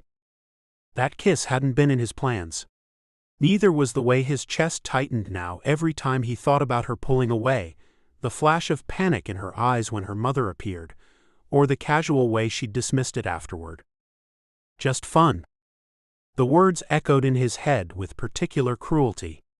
He'd heard that phrase plenty over the years, usually from people who wanted proximity to Beauregard Callahan, not Ben Carson. The hurt shouldn't feel fresh anymore, but somehow it did. We need to adjust the North Tower proportions, it's throwing off the symmetry.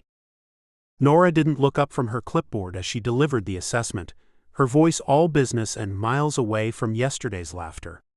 They sat at a corner table in the inn's breakfast area, untouched coffee growing cold between them.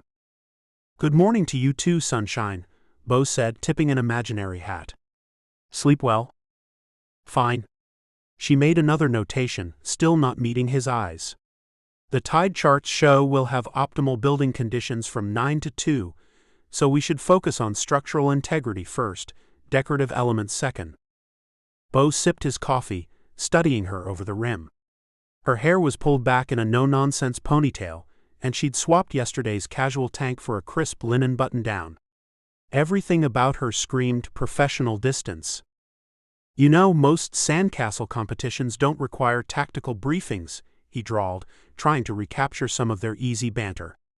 I'm pretty sure we can just show up with buckets and wing it. Finally, she glanced up, but the look she gave him was so coolly neutral it made him wince. We're in the semi-finals now. Patty and Cheryl aren't messing around. They've placed second 3 years running. She pulled out her phone, showing him photos of elaborate structures. This isn't amateur hour anymore. Heaven forbid we have amateur fun at the beach, he muttered, then immediately regretted it when her shoulders stiffened. From behind the breakfast counter, Carmen watched their exchange with a frown that somehow made Beau feel like he was 16 again, being caught sneaking in after curfew. He straightened in his chair, suddenly conscious of every gesture. I'll follow your lead, he offered, softer now. I wasn't kidding yesterday, you've got a real eye for this.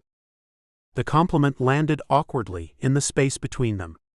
Nora tucked a strand of hair behind her ear, the first unguarded movement she'd made all morning. Thanks, she said simply, returning to her notes. We should get going. The morning's construction session became an unexpected sanctuary. Beau lost himself in the detailed work, grateful for the simple focus of sand and water instead of the emotional tightrope he'd been walking. He knelt at the base of their structure, carefully carving a series of archways that would connect the main castle to an outer courtyard. The quiet concentration felt familiar, not unlike those hours in the studio when a song finally started coming together. His hands knew what to do even when his mind was clouded, muscle memory taking over as he hollowed out small windows and traced delicate lines along the battlements. That's actually impressive, Nora said, appearing at his side to inspect his work. She crouched down, studying the arch he'd just completed. Where'd you learn to do that? Beau shrugged, pleased despite himself. Just felt right. Figured the access points should echo the main tower design. It's exactly what I had in my sketch, she said, surprise softening her voice. When she looked up at him, the brief smile they exchanged felt genuine, the first real connection since yesterday's kiss. Great minds, he offered, not wanting to break the fragile moment. She nodded, hesitating before adding, you have good hands. The comment hung there, loaded with unintentional intimacy. Color rose to her cheeks as she quickly added, for detail work I mean. I know what you meant, he said, grinning. But I'll take the compliment either way. For a fleeting second, the tension between them transformed into something lighter, almost playful. Then she cleared her throat and stood, brushing sand from her knees. I'm going to check on our water supply, she said, retreating to the safe territory of logistics. Beau watched her go, the brief connection already dissipating like footprints at high tide. During the lunch break, contestants gathered under the shade of the beachside pavilion. Beau grabbed 2 bottles of water, scanning the crowd for Nora. He spotted her at a side table, deep in conversation with Ty Henderson. Their heads bent together over paperwork, Ty's hand occasionally touching her shoulder as he pointed something out. Beau stopped short, an unexpected pang hitting him square in the chest. Ty said something that made Nora laugh, a real laugh, her head tipping back, eyes crinkling at the corners. It was the kind of easy response she'd stopped offering around him. Careful there, your face might freeze that way, came a voice beside him. He turned to find Carmen Santiago, holding out a sandwich wrapped in wax paper. She nodded toward Nora and Ty. Those two have known each other since they were building sandcastles in diapers, she said. And long before she decided being serious was a full-time job. Beau accepted the sandwich with a sheepish smile. That obvious, huh? I've been running an inn for 30 years, Carmen replied, tapping her temple. Reading people is part of the job description. She paused, studying him with unnerving directness. You know, my daughter doesn't let people in easily. When she does, it matters. The gentle rebuke stung more than any direct accusation could have. Carmen patted his arm, leaving him with the distinct impression she saw right through Ben Carson, to whoever might be hiding beneath. Across the pavilion, Nora glanced up and caught him watching. Her smile faded, replaced by that guarded expression she seemed to reserve just for him now. Ty followed her gaze and waved him over, but Beau shook his head, holding up the sandwich as an excuse before turning away. He had no right to feel possessive about someone who'd made it clear yesterday was just fun. No right to feel anything at all, really, not when his entire presence here was built on a foundation that would eventually wash away. Dark clouds gathered on the horizon as the afternoon progressed, steel gray against the paling blue. Bo eyed them warily as he worked, the shifting barometric pressure a familiar warning in his bones. "We should think about reinforcing the north side," he suggested, gesturing toward the approaching weather front. "Those clouds look like they mean business." Nora barely glanced up from where she was delicately carving a series of windows. "Focus on the design elements first. We need the detail work done before final judging." "Judging won't matter if it all washes away," he countered. "That's a proper squall line forming." She straightened, fixing him with a look of barely contained impatience.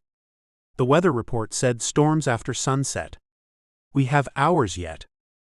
Weather reports can be wrong. I've spent enough time outdoors to—" "Not everything needs to be spontaneous and last minute," she interrupted. "Some of us actually plan ahead and stick to the plan." The words carried a weight that suggested they weren't just talking about sandcastles anymore. Bo felt his jaw tighten, frustration bubbling up. "And some of us understand that plans change when circumstances do," he replied, keeping his voice even. "Adaptation isn't the same as chaos." They stared at each other, the air between them charged with something that went beyond their immediate disagreement. Finally, Nora turned away. "Do what you want with your section," she said, voice clipped. "I'm finishing the design elements as scheduled." They worked in tense silence after that, stationed on opposite sides of the castle like estranged monarchs of a divided kingdom. The first fat raindrops splashed onto Bo's forearm exactly 17 minutes later. He glanced up as the sky darkened dramatically, clouds rolling in faster than even he had anticipated. A sudden gust of wind sent beach umbrellas tumbling and contestants scrambling for their belongings. Ty's whistle cut through the growing chaos. "Everyone off the beach. Storm's moving in faster than expected. Cover your structures if you can, but priority is getting to shelter." Lightning flashed over the gulf, followed almost immediately by a crack of thunder that vibrated in Bo's chest. Rain began falling in earnest now, plastering his t-shirt to his skin within seconds. All around them people grabbed bags and coolers, racing toward the boardwalk as the downpour intensified. Bo turned in a quick circle, scanning the beach for Nora. Their castle sat half covered by the tarp he'd managed to throw over it, but she was nowhere in sight. "Nora?" he called, voice nearly lost in the rumble of thunder and the hiss of rain hitting sand. He spotted Carmen hurrying toward the inn, ushering contestants under the awning.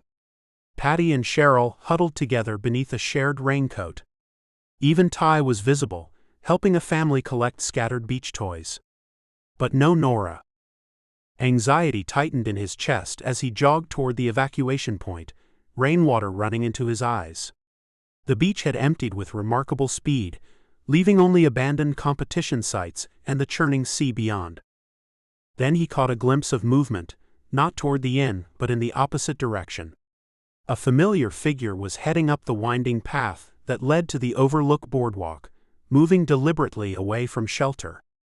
Without hesitation, Bo changed course, following her into the storm.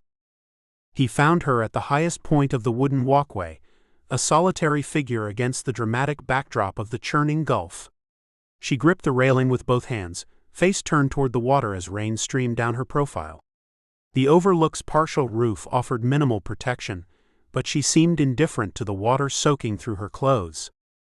Bo approached slowly, giving her plenty of time to notice him or send him away. She did neither, remaining motionless as he came to stand beside her at the railing.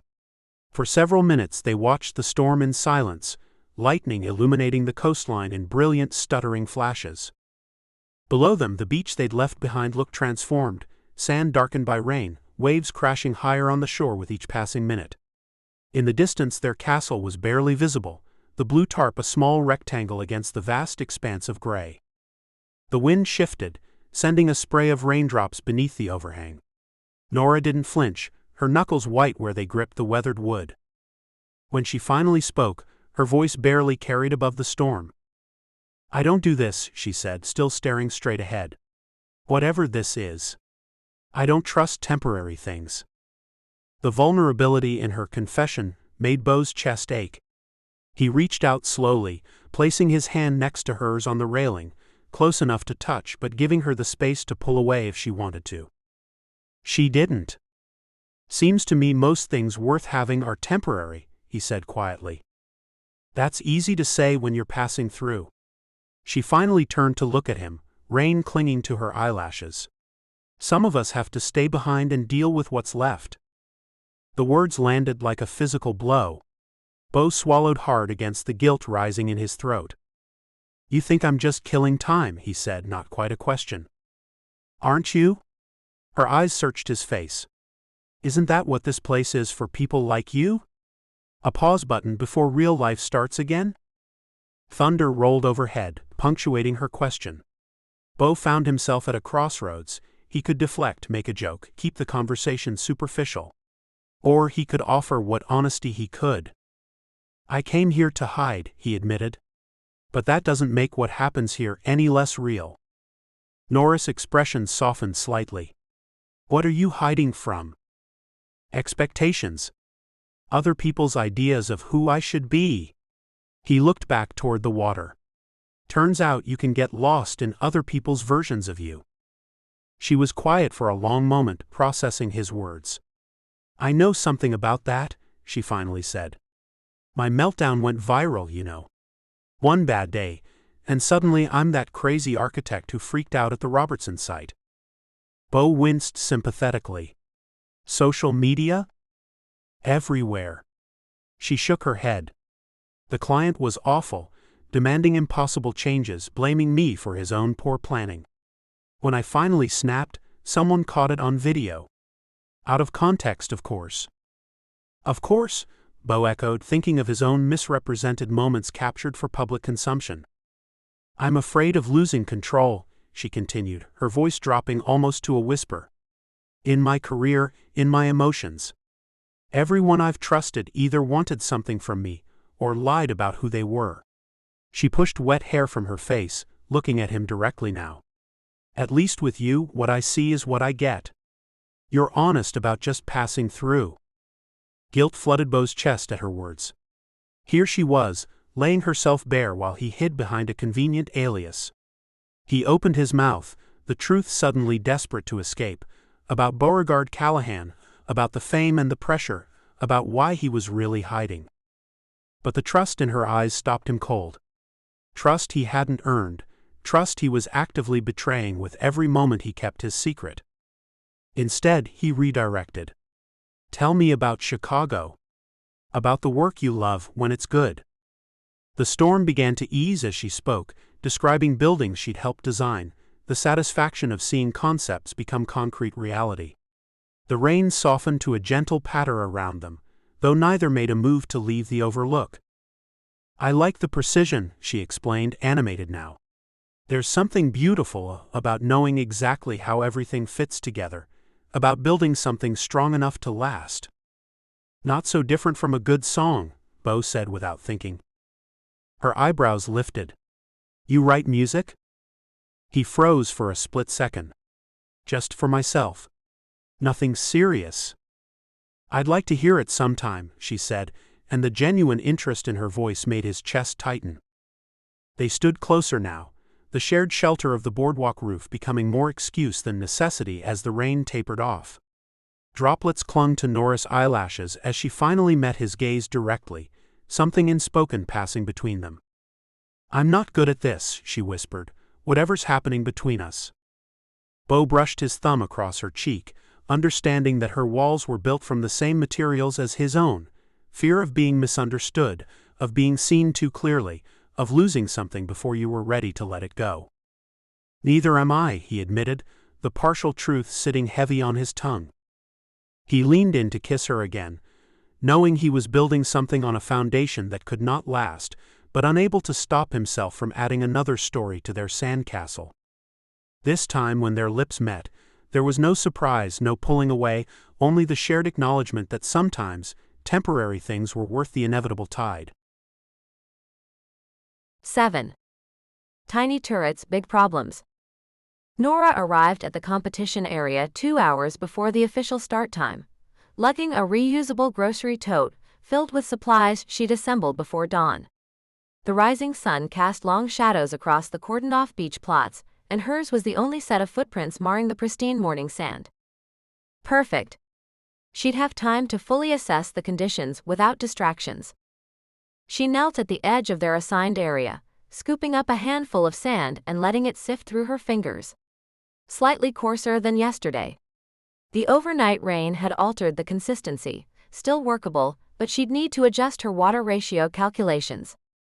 Just testing sand density, nothing weird about that, she muttered to herself, acutely aware that normal people didn't conduct granular analysis at 6:30 a.m. But focusing on the technical aspects kept her mind occupied and safely away from more dangerous territory, like the memory of standing with Ben on the overlook, rain plastering his shirt to his shoulders, his fingers brushing wet hair from her face. Nora shook her head and pulled out her clipboard with the sketches she'd refined after midnight. The previous day's storm had disrupted their work, but it had given her time to reconsider their approach. She paced the boundaries of their plot, measuring the dimensions with a retractable tape measure, and marking the corners with small flags. This isn't the actual Olympics, you know. Nora spun around to find Ben standing a few feet away, 2 paper cups of coffee in hand. His presence caught her off guard. He was early. Not as early as her, obviously, but at least 10 minutes ahead of their agreed meeting time. Figured you'd be here, he said, extending one of the cups. You strike me as the type to arrive before the sun. She accepted the coffee with a nod, keeping her clipboard positioned between them like a shield. Thanks. I wanted to check the moisture content after yesterday's rain. Of course you did. His smile was warm but tentative, as though testing her mood. Nora took a sip of the coffee, perfect amount of cream, no sugar, exactly how she liked it, and frowned. When had she told him her coffee preference? Had she? The small intimacy felt dangerous somehow. I marked the perimeter, she said, gesturing with her clipboard. The northern edge has better compaction, so we should anchor our main tower there. Ben nodded, his eyes scanning the slowly growing crowd of early beachgoers and fellow competitors. He seemed more alert than usual, his casual posture belied by the watchful way his gaze tracked movement at the edges of the contest area. Everything okay? She asked. Yeah, fine. He tugged his hat lower. Just checking out the competition. Patty and Cheryl are already setting up their war room over there. Nora followed his gaze to where the older women were unpacking a collapsible table with military precision, matching visors already firmly in place. They've won 6 years running, she said. They practically have a strategy playbook. And what's our strategy, architect? He stepped closer, his voice dropping. Besides being the first ones here? Nora stepped back, maintaining distance. Our strategy is following the blueprint precisely. No improvisation today. Where's the fun in that? His eyes held the same intensity as yesterday, before the rain had interrupted whatever madness had possessed her to let him kiss her, to kiss him back. This isn't about fun, she said stiffly. It's about winning. Before he could respond, Ty's voice boomed through a megaphone, summoning the competitors for pre-round instructions.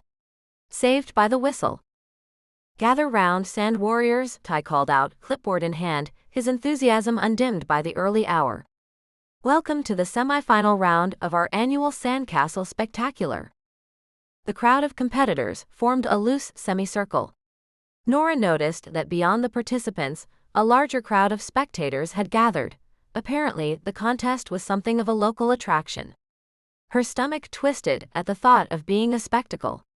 She'd had enough of that after her professional meltdown went viral. Today's challenge is all about precision and partnership, Ty continued, holding up a small canvas bag with a flourish. Each team will use only the tools provided in these kits. No bringing your own gear, no heavy machinery, just good old-fashioned teamwork. He passed out the bags, and Nora's heart sank as she examined the contents of theirs. Tiny plastic shovels, brushes that looked like they belonged in a kindergarten art set, and one miniature spray bottle. You've got to be kidding me, she muttered. I think it's cute, Ben said, holding up a trowel barely larger than his palm. How are we supposed to build anything substantial with these? Nora demanded. Ty overheard and clapped her on the shoulder. That's the challenge, Nori. It's not about the tools, it's about the vision. And the partnership. He winked unsubtly. Nora felt her face heat. Don't call me Nori. Sorry, Habit. Your mom still calls you that. My mom calls me many things. Doesn't mean anyone else should. They returned to their plot, and Nora tried to recalibrate her plans to accommodate the new constraints. The miniature tools would make construction painfully slow and precise, and require them to work in much closer proximity than she'd anticipated. Okay, we'll divide the perimeter, she began. You can start on the outer walls while I… Hold on, Ben interrupted, setting their tool bag down. Before we dive in, can we just clear the air? Nora focused intently on arranging the tiny brushes by size.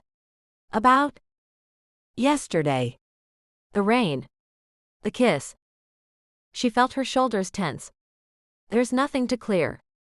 It happened, it was nice, and now we're focused on the competition. Nice. His voice held a hint of amusement. Just nice? We're not doing this right now. She gestured to the growing audience. We have work to do. Ben studied her for a long moment, then nodded. All right. Where do you want me, boss? They began working on the base structure, the awkwardness gradually giving way to necessity as they concentrated on the task. The tiny tools forced them to kneel side by side, shoulders occasionally brushing as they reached across each other. Nora became acutely aware of his proximity, the subtle scent of his cologne, something woodsy that hadn't registered before, the way his forearms flexed as he carefully packed sand. Pass me the blue brush, she asked, not looking up from the delicate archway she was sculpting. He handed it to her without comment, their fingers brushing momentarily. She ignored the small jolt of awareness. The base needs more water, she said after a while. It's not holding. He nodded, reaching for the spray bottle at the same moment she did. Their hands collided, and he pulled back with a small smile. After you. They worked in silence for nearly half an hour, finding an unexpected rhythm despite the tension. Nora realized they'd developed a wordless communication. She would point to a section, and he would somehow understand exactly what structural element needed attention. This silent synchronicity felt strangely intimate, more revealing than conversation. Well, if it isn't the comeback queen and her handsome helper. Nora looked up to find Patty and Cheryl circling their plot, matching Castle Queen's t-shirts practically glowing in the morning sun. Morning, ladies, Ben said pleasantly. Your castle's looking good. 6-time champions, Patty reminded them, patting her strategy binder. Though we hear you two caused quite a splash yesterday, in more ways than one. Nora's hand stilled. Excuse me? We ran into your mother at the cafe this morning, Cheryl explained, her smile saccharine. She mentioned you seemed quite emotional after your little tumble into the moat. Heat crept up Nora's neck. Of course, her mother had been talking. Carmen Santiago had never met a piece of gossip she didn't immediately adopt and raise as her own. The structural integrity was compromised by the children running past, Nora said stiffly. It was a design issue, not an emotional one. Patty's eyes twinkled with mischief. Carmen seemed to think there was more to it than that. Ben sat back on his heels, brushing sand from his hands. Are you ladies here to scope out the competition, or just to chat? Because we've got a castle to build. Both, Cheryl admitted cheerfully. You must be special, you know. Special. Ben echoed. Our Nora hasn't participated since high school, Patty explained. Not since she declared the competition beneath her architectural talents and stormed off when the judges picked Dottie Milner's sand blob over her structurally perfect palace. Nora's embarrassment morphed into mortification. That was 15 years ago. And yet here you are, Cheryl said. Makes a person wonder what or who changed your mind. Before Nora could respond, Ben surprisingly came to her defense. Maybe she recognized that her talents are exactly what makes our castle superior. His voice was light but firm. And now, if you'll excuse us, we need to get back to demonstrating that. The women retreated, but not before Patty called over her shoulder. Team Sandcastle Queens is still undefeated, dears. Thanks, Nora said quietly once they were alone. They've been like that since I was a kid. Small towns, Ben said with a knowing smile. Everyone thinks they've got you figured out. Something in his tone made her glance at him more closely. For someone supposedly just passing through, he seemed to understand the weight of local history and gossip with unusual clarity. They resumed working, and Nora found herself settling into a focused state, hyper-aware of Ben but also strangely comfortable with their shared task. She pointed to a section of the wall that needed reinforcement, and without a word, he moved to angle his brush exactly where it was needed. How did you know to taper that edge? She asked after watching him adjust a turret. He shrugged. It looked like it needed it. Why, did I mess up your grand design? No, actually. You anticipated exactly what I was going to suggest. His smile was oddly soft. Maybe we're getting good at this whole partnership thing. The moment was interrupted by a burst of aggressive enthusiasm as Maureen Liddell approached, arms loaded with promotional beach towels emblazoned with the Seashell Cafe logo. Hello, contestants. Maureen chirped, her visor perfectly aligned with her power walk posture. Just dropping off some swag for our dedicated sand artists. The Seashell Cafe supports local talent. She handed them each a towel with the cafe's slogan, Shell Yeah, stitched in alarming neon. Thanks, Maureen, Nora said, trying to sound grateful while calculating how quickly she could lose the towel without causing offense. I was just telling Carmen that we'd love to cater the finals, Maureen continued. Speaking of which, you two are looking like serious contenders. While they discussed potential cafe offerings for the final round, Nora noticed Maureen casually positioning her phone for what appeared to be candid shots of their castle, and more specifically of Ben. Each time the phone pointed his way, he subtly turned his face or adjusted his hat, a movement so smooth it might have seemed coincidental if not for its consistency. When Maureen finally moved on to bestow towels upon other contestants, Nora reached for her water bottle, studying Ben with growing curiosity. He'd returned to working on a detailed section of battlements, seemingly untroubled, but there was a new tension in his shoulders. Water break, she suggested, nodding toward the refreshment area Ty had set up. Sure. He stood, brushing sand from his knees. I could use a minute to stretch anyway. At the drink station, Nora checked her phone while Ben filled them both paper cups of water. She opened Instagram out of habit and froze when she saw the most recent post from the Seashell Cafe's account, a series of photos from the competition, with their castle featured prominently. But it wasn't the Sandcastle that caught her attention. It was the caption beneath a photo where Ben was partially visible despite his obvious attempts to avoid the camera. Mystery contestant bringing star quality to our humble Sandcastle competition? Hashtag Who's the Cutie? Hashtag Siesta Key Celebrity. Nora looked up from her phone to find Ben returning with the waters. Something clicked into place. His constant hat and sunglasses, his aversion to photos, the way he scanned crowds as if expecting recognition. Why is Maureen tagging you as Mystery Man? She asked, turning her phone to show him the post. And why do you always hide from cameras? His expression flashed with momentary panic, before smoothing into casual dismissal. The transformation was so quick, she might have missed it if she hadn't been watching closely. Oh, that, he said with a laugh that sounded rehearsed. I used to do some modeling. Stock photos mostly. My face is probably on a dozen dentist websites and cereal boxes. It's embarrassing. The explanation came too smoothly, too readily available. Modeling, she repeated flatly. Nothing major, he continued, taking a sip of water. Just enough that I prefer not to have my face plastered everywhere. You know how small towns get with the gossip. Before she could press further, he gestured back to their castle. We should probably get back to work. I think the northwest turret is starting to slump. As they returned to their plot, Nora felt the distance between them widen despite their physical proximity. They still moved in that strange harmony, anticipating each other's needs and adjusting the castle with synchronized precision, but she found herself watching him when he wasn't looking. His hands didn't match his story. The calluses on his fingertips weren't from casual labor, but showed years of consistent pressure, like someone who played guitar regularly. When he hummed under his breath while shaping sand, the pitch and tone were surprisingly professional. And when Ty had mentioned acoustics for the beach concert that would follow the finals, Ben had commented on the sound dispersal patterns with knowledge no handyman should possess. What else wasn't he telling her? And why did it matter so much? She tried to focus on their castle, but the questions kept building. She'd make a point to Google Ben Carson that evening. The guilt over her suspicion mingled uncomfortably with hurt that whatever was growing between them now included lies. "You're quiet," Ben said after a while. "Just concentrating." She carved a window into a tower with more force than necessary. "Nora." He waited until she looked at him.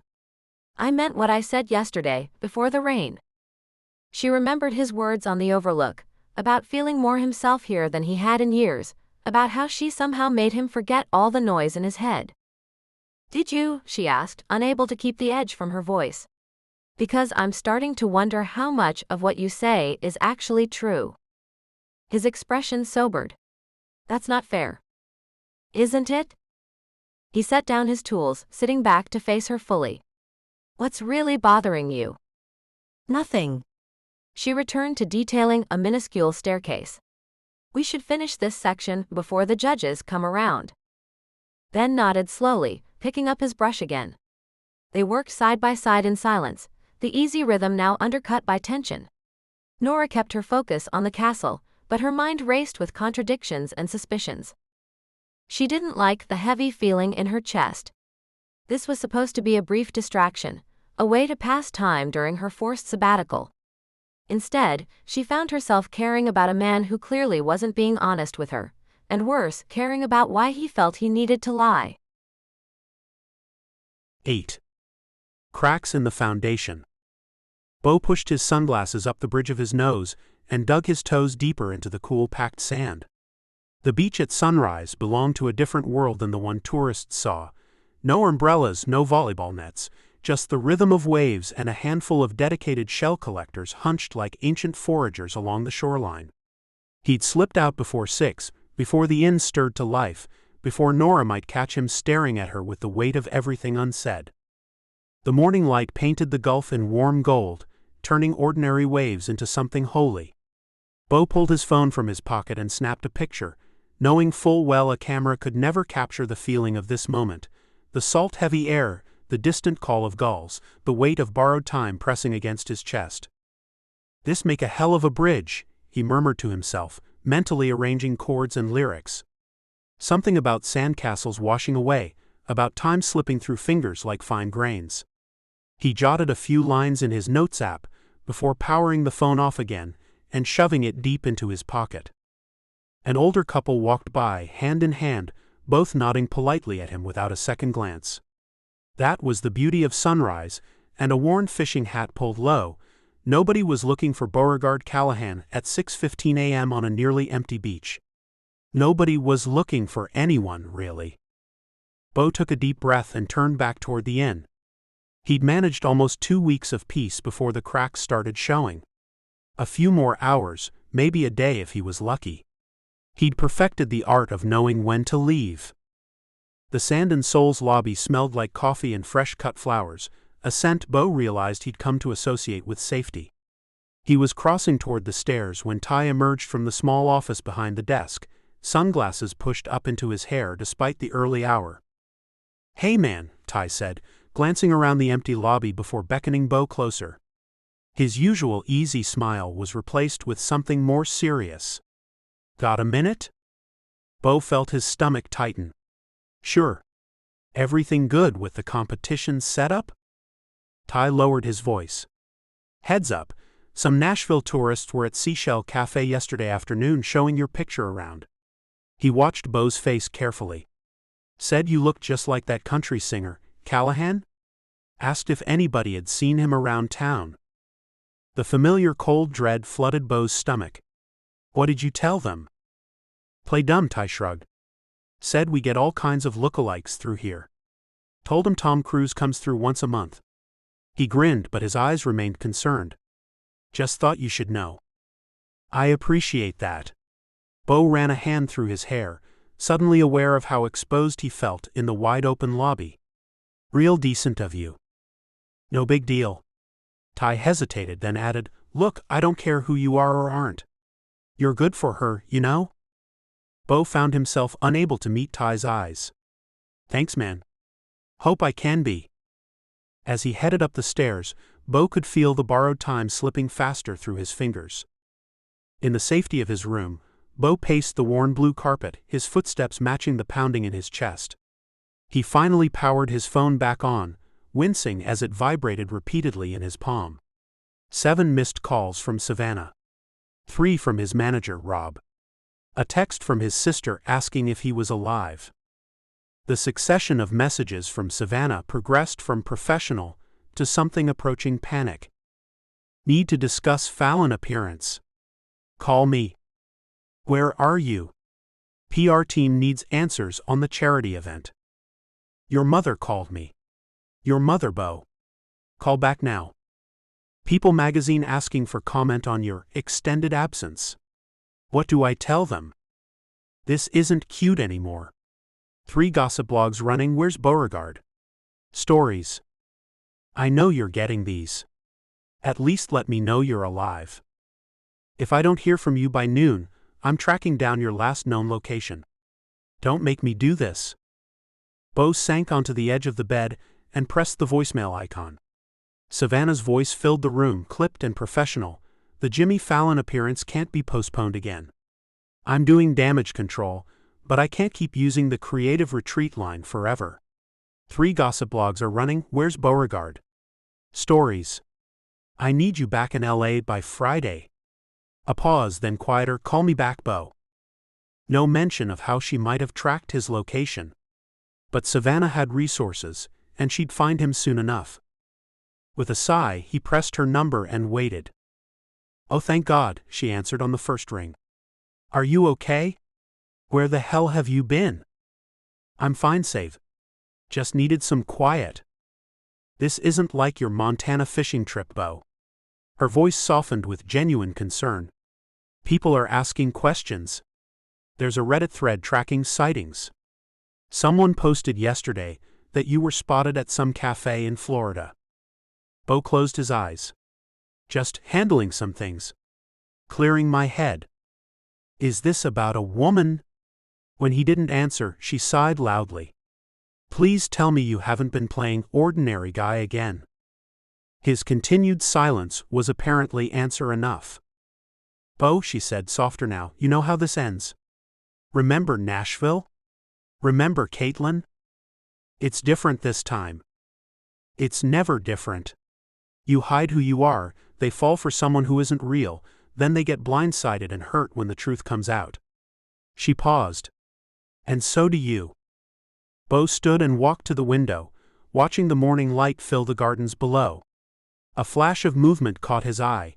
Nora, walking purposefully across the parking lot with her ever-present notebook tucked under her arm. "I need to stay through tomorrow," he said finally. "It's important. The label needs you back. The tour promoters need dates confirmed. Your life needs you back." "I know. Just one more day." After they disconnected, Bo stared at his duffel bag, half-packed from habit, always ready to move, to run when things got complicated. He'd been living out of bags for so long, he hardly knew what it felt like to unpack completely anywhere. He fingered the stack of postcards he'd collected from local shops, arranged neatly on the nightstand. He'd already mentally composed messages to his dog about Nora, about Sandcastles, about feeling almost normal for the first time in years. "Wish you were here, Lucy girl. You'd dig your paws into this sand for hours. Met someone who might even be more stubborn than you." He never sent them. Never fully committed the words to paper. But the impulse to document this, to make it real somehow, had been overwhelming. Downstairs, Bo found Carmen arranging a bouquet of tropical flowers at the reception desk. She looked up with a smile that reminded him so much of Nora that he almost had to look away. "Good morning. Beautiful day for castle building practice, isn't it?" "Morning, Carmen." "Yeah, tide should be perfect around 11. He hesitated.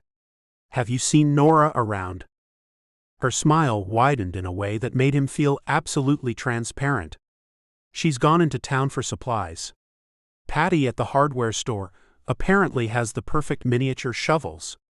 She arranged a bird of paradise with careful fingers. She's very focused on winning tomorrow's final. I haven't seen her this invested in something local since high school. Bo leaned against the desk. How long has it been since she came home? Visits, sure. Christmas, sometimes Easter. But to stay? 5 years. Carmen looked at him directly, the knowing warmth in her eyes making him shift uncomfortably. My Nora has her father's talent for building beautiful things, and my talent for keeping people at arm's length. She seems pretty open to me. Carmen laughed lightly. That's because she doesn't think you're staying. The words hit harder than they should have. Carmen must have read something in his face because she softened her tone. Whatever you're running from, it follows you in here. She tapped her temple gently. Nora runs too, into her work, away from connections. But she's paused for you. She adjusted one final flower, her voice casual but careful. Doesn't happen often. Bo stood there, momentarily speechless. Guilt and gratitude warred in his chest. I don't want to hurt her, he said finally. Carmen met his eyes. Then don't.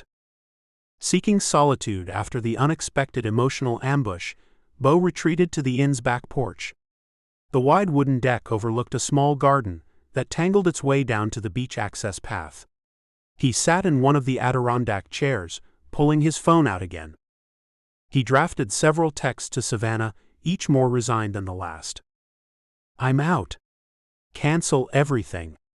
I'll pay whatever penalties. Delete. Tell Rob I need another month off. Non-negotiable. Delete. What if I just didn't come back? Delete. The approach of footsteps on the wooden steps made him look up. He recognized Nora's walk, purposeful but trying to seem casual, before he saw her.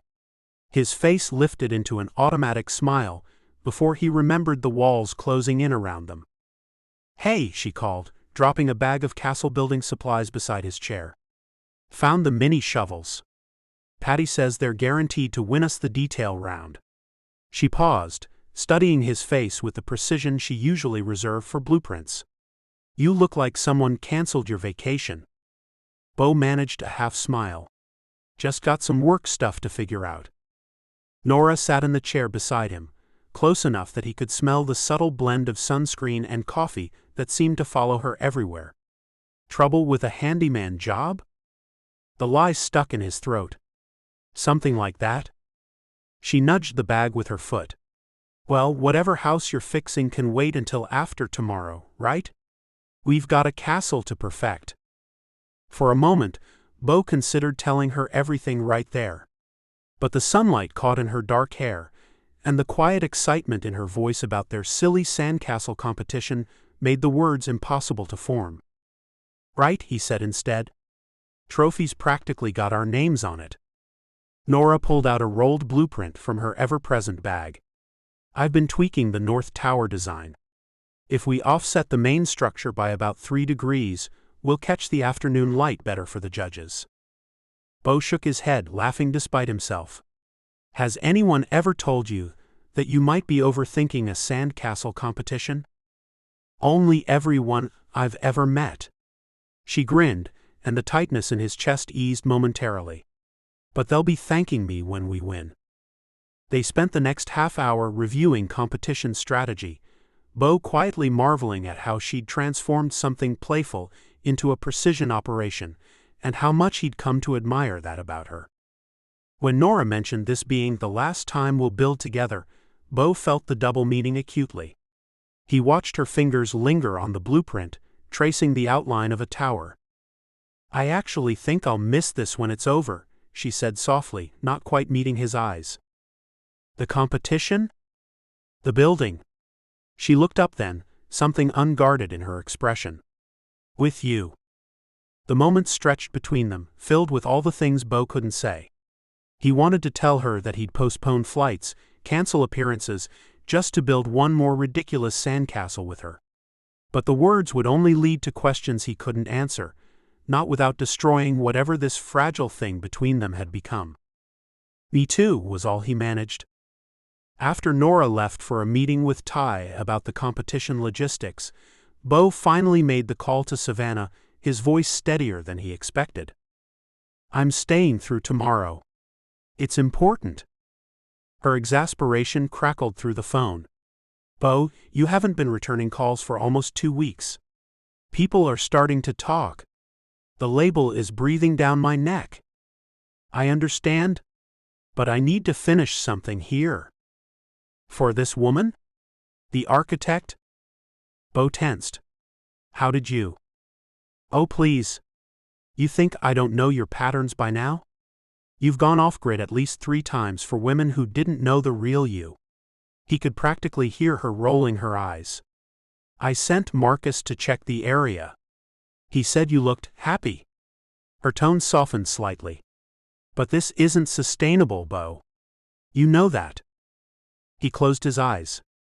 "I know." "Fine. I'm sending Marcus to bring you back myself. Day after tomorrow, no arguments. This ends now, Bo. Whatever fantasy you're living." "Thank you for understanding," he said quietly, though she clearly didn't. "Good luck with your sandcastle thing," she added, surprising him. "Marcus said it looked important to you." After hanging up, Bo sat motionless, watching the afternoon light shift across the wooden boards of the porch. Tomorrow would likely shatter whatever he and Nora had built together, washing away their sandcastle world with the inevitable tide of reality. But maybe if he was careful, if he found exactly the right words, she might understand why he'd needed to be Ben just for a little while.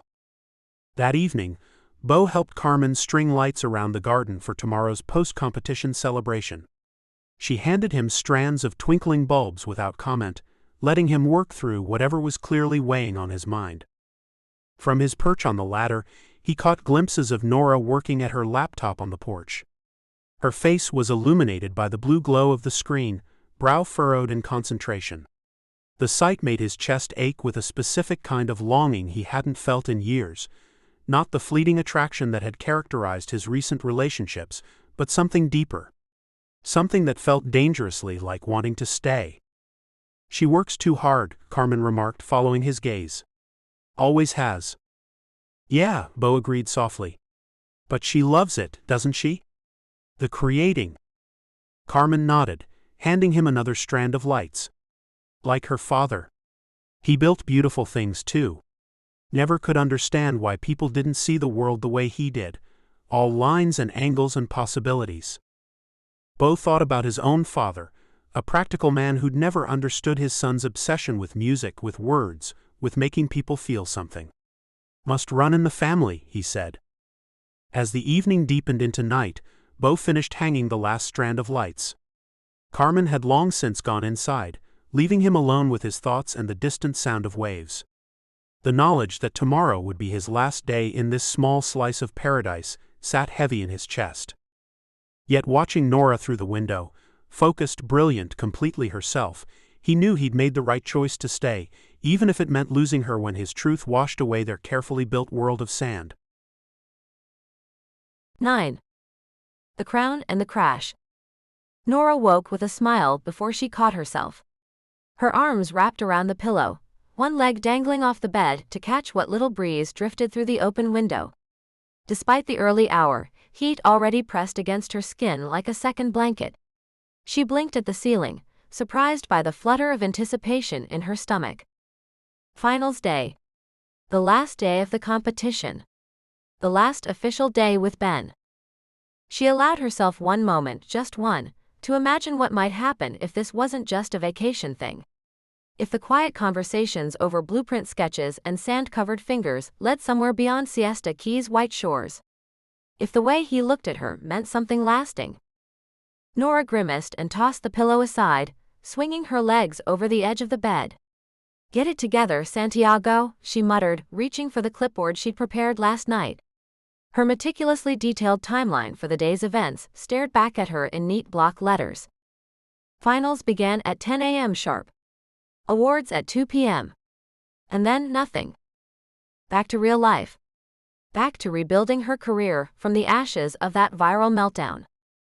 She ignored the twinge in her chest as she showered and dressed, choosing lightweight khaki shorts and a breathable linen shirt, practical, not fancy.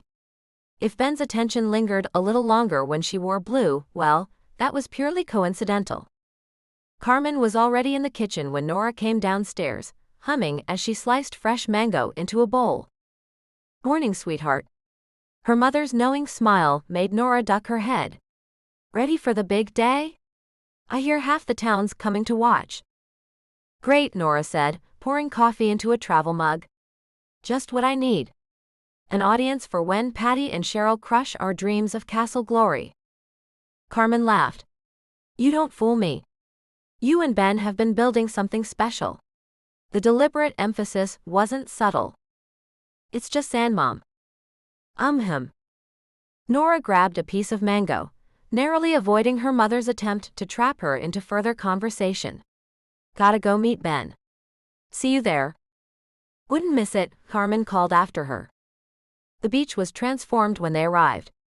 Colorful banners flapped in the morning breeze, and temporary barriers cordoned off the competition area.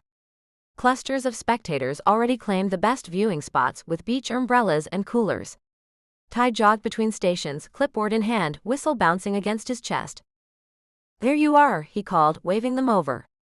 "Station 5, prime real estate. Water hookups are ready, and I've got your tools checked in." Ben nodded, but his attention seemed elsewhere. His eyes kept scanning the growing crowd, darting toward the beach entrance. The sunglasses hiding his eyes made it hard to read his expression, but tension radiated from his shoulders. "Hey," Nora said, touching his arm. "You okay?" "Yeah. Just taking in the crowd." "Nervous? The guy who told me to feel the sand is worried about performance?" She raised an eyebrow. His laugh sounded forced. "Something like that." Nora studied him for a moment, then impulsively reached for his hand, giving it a quick squeeze. "We've got this." For a split second, something raw flickered across his face, something that looked almost like regret, before his familiar easy grin returned. He squeezed back, his calloused fingers warm against hers, the small intimacy sending an unexpected current through her. Ty's whistle pierced the air, startling them apart. "All right, sand sculptors?" His voice boomed through a megaphone. 4 hours on the clock. May the best castle win. They fell into rhythm immediately, moving around each other with the ease of longtime partners rather than week-long acquaintances. Nora laid out the foundation, measuring distances between turrets with a precision that had once earned her architectural awards. Then worked on the organic elements, the curved staircases, the wave-like walls that shouldn't have worked structurally but somehow did. They barely needed to speak. When she needed more water, the bucket appeared at her side. When he struggled with a particularly delicate detail, she handed him the smaller tools without being asked. They developed a shorthand, a silent communication that felt as natural as breathing. Well, came Cheryl's voice during their water break. She and Patty stood at the edge of their station, matching visors tilted at critical angles. "Look at you two." Nora braced herself for the usual barbs, but Patty merely circled their half-finished creation with narrowed eyes.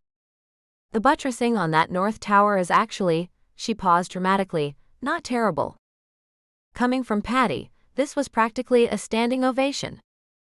"You two move like you've been building together for years," Cheryl added, arms crossed. "But don't get cocky. We've got a secret weapon this round." "Let me guess," Ben said. "More glitter?" "That's for us to know," Patty sniffed, but there was a hint of a smile as they moved on to intimidate the next team. Nora watched them go, feeling a surprising flush of pride warming her cheeks. Not just about the competition, but about this unexpected partnership, how naturally they'd fallen into complementing each other's strengths. The morning wore on, the sun climbing higher as their creation took shape. Between carving windows and shaping walls, Nora found herself stealing glances at Ben. The focused set of his jaw, as he worked on a particularly intricate detail. The way his forearms flexed as he packed wet sand. The tiny smile that appeared when something turned out just right. Several times, she caught him watching her too. Once their eyes met over the partially built main tower, and his slow smile made her stomach flip in a way that had nothing to do with competitive anxiety. By early afternoon, their castle stood complete, a flowing structure with Nora's architectural foundation and Ben's artistic sensibility breathing life into every line. Even surrounded by impressive competitors, their creation stood out for its unique blend of precision and organic beauty. Ty whistled low as he circled with his clipboard. "You might actually dethrone the castle queens," he whispered, eyebrows raised dramatically. "Don't tell them I said that." Nora felt a glow of satisfaction as they stood back to admire their work. It gleamed golden in the afternoon light, shadows falling exactly where they'd planned to accentuate the depth. "Not bad, architect," Ben said, sliding an arm around her waist. The gesture felt startlingly right. Natural. She allowed herself to lean slightly into him, enjoying the solid warmth of the connection. "Not bad yourself, for a guy who doesn't believe in blueprints," she murmured. "We make a good team," he said near her ear, his voice low enough that only she could hear. The sincerity in his tone made her chest tight with possibility. Maybe, just maybe, there was a conversation to be had about what happened next. About whether Sandcastles could turn into something more permanent. The thought had barely formed when a commotion erupted at the beach entrance. Nora turned, squinting against the sun to see what was happening. A group of people with professional cameras pushed through the regular spectators, heading directly toward the competition area. Beside her, Ben went rigid. His arm dropped from her waist as he stepped back. "No," he whispered, the single word laden with dread. "What's wrong?" Nora asked, confusion mounting as excited whispers rippled through the crowd. The newcomers drew closer, cameras raised. A woman in the front called out, "Beauregard. Over here." Another voice, deeper, "Mr. Callahan? Can we get a statement?" Nora froze, the name clicking into place like the final piece of a puzzle she hadn't known she was solving. Beauregard Callahan. The country music star who disappeared from public view after some scandal last year. She'd never followed celebrity news closely, but even she recognized the name. She turned slowly to Ben, no Beau, with disbelief spreading through her like ice water. He pulled off his sunglasses, resignation and apology mingling on his face. Without the tinted barrier, his eyes were vulnerable, pleading. It transformed his features just enough that she could suddenly see what she'd missed. This was indeed the face she'd scrolled past on magazine covers, the eyes that had stared out from billboards.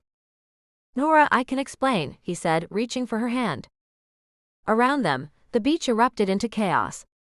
Contest participants stopped working, spectators pushed forward for a better view, and the small press contingent fired questions in rapid succession. "Beauregard, is this where you've been hiding? Are you working on new music? Is this a publicity stunt for your comeback? Who's the woman you're with?" Each question landed like a physical blow. Nora took a step back, then another, as humiliation burned through her. Every conversation replayed in her mind with new context.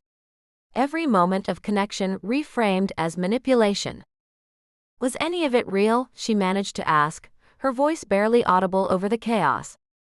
"All of it," he said, desperation evident as he stepped toward her. "Please, Nora, let me explain. This isn't what it looks like." But it was exactly what it looked like. A celebrity playing tourist, playing at normalcy, playing with her. The entire beach watched their drama unfold, some openly staring, others pretending not to. Cameras clicked in the background, immortalizing her humiliation. She'd been so careful since Chicago. So determined to keep her walls up, to rebuild her reputation, to protect herself from exactly this kind of exposure. And she'd fallen for it completely. Across the beach, Nora caught Carmen's concerned gaze. Her mother had started moving toward her, weaving between spectators with determination. Nora looked back at their sandcastle, their beautiful doomed creation.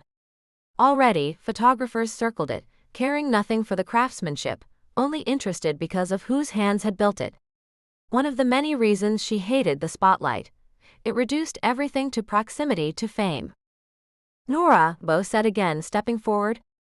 His expression was nakedly vulnerable now, the easy charm stripped away to reveal something raw underneath. I never meant to. Don't, she cut him off, finding her voice at last. Just don't. She turned and walked away, each step requiring monumental effort. Her body felt both leaden and detached, as though she were piloting it from a distance. Behind her, she heard him call her name once, twice, but pride and hurt propelled her forward. The crowd parted as she walked through, whispers following in her wake. She kept her gaze fixed straight ahead, chin raised, fighting the sting of tears that threatened to undermine her dignity. A reporter stepped into her path. "Excuse me, miss? Are you and Beauregard Callahan?"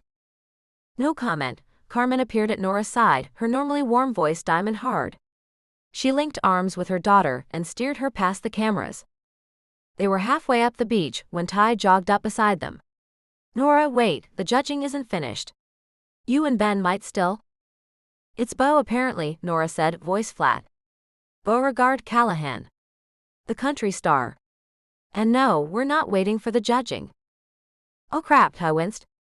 "I knew he looked familiar." "Yeah. Looks like I was the last to know." They reached the boardwalk steps. Nora paused, looking back despite herself. The scene on the beach resembled a circus now. Beau surrounded by cameras, their castle abandoned, the other contestants forgotten in the commotion. Even Patty and Cheryl stood slack-jawed, instead of seizing the opportunity to win by default. "Let's go home," Carmen said gently. "No." Nora straightened her shoulders. "I need to walk. Alone." "Nora." "Please, Mom. I'll be back later." Carmen searched her face, then nodded reluctantly. "Call if you need me." Nora turned away from the beach, from the inn, from everything that reminded her of the last week. She headed for the Overlook Trail, where dense vegetation would shield her from prying eyes. Where she could process how thoroughly she'd let herself be fooled. Every quiet conversation, every shared confidence, every moment she'd felt specially seen by him, all of it had been built on a foundation of sand. Just like their castle, beautiful, but ultimately destined to wash away. 10. Low tide. Beau crawled his way into the corner of Miguel's workshop, a sanctuary of sawdust and half-carved treasures. The tightness in his chest hadn't loosened since Nora walked away, leaving him surrounded by cameras, strangers' voices, and the wreckage of everything they'd built. His signature trucker hat and sunglasses sat discarded beside him on the workbench, pathetic armor now that his face adorned every social media feed from here to Tampa. "Mind if I sit here a while?" he asked, though he'd already been there for hours. Miguel looked up from the delicate shell he was carving, hands steady despite their weathered appearance. "Mi casa es su casa. Especially when you're hiding from the world." Beau's laugh came out hollow. "That obvious, huh? Son, I've been around long enough to know what a man running from something looks like." Miguel blew softly across the shell's surface, sending tiny fragments scattering. "And what a man running towards something looks like too." The workshop smelled of varnish, wood shavings, and sea salt, nothing like the sterile recording studios or hotel rooms Beau had inhabited for the past decade. This place felt real. Grounded. Like Nora. His fingers twitched with restless energy. Without conscious thought, he reached for the old acoustic guitar propped in the corner. Miguel nodded permission, and Beau pulled it into his lap, running his thumb across strings that needed changing but still carried honest tone. "That thing hasn't been played in years," Miguel said. "My hands get too stiff these days." Beau adjusted the tuning, fingers finding their home on the fretboard. He started playing without purpose, just letting his hands remember what they were made to do. The melody that emerged surprised him. It wasn't his usual style, with its crafted hooks and radio-friendly progressions. This was something softer, more measured, with a rhythm that reminded him of Nora's clipboard taps when they planned their castle design, the careful cadence of her voice explaining structural integrity while they knelt in the sand. The music formed around the memory of her eyes when she'd smiled at him, really smiled, after they'd won the qualifying round. Before everything collapsed. Miguel worked silently at his bench, seemingly content to let Beau fill the air with tentative notes. The simple chords gradually cohered into something structured yet organic, honest in a way his recent music hadn't been.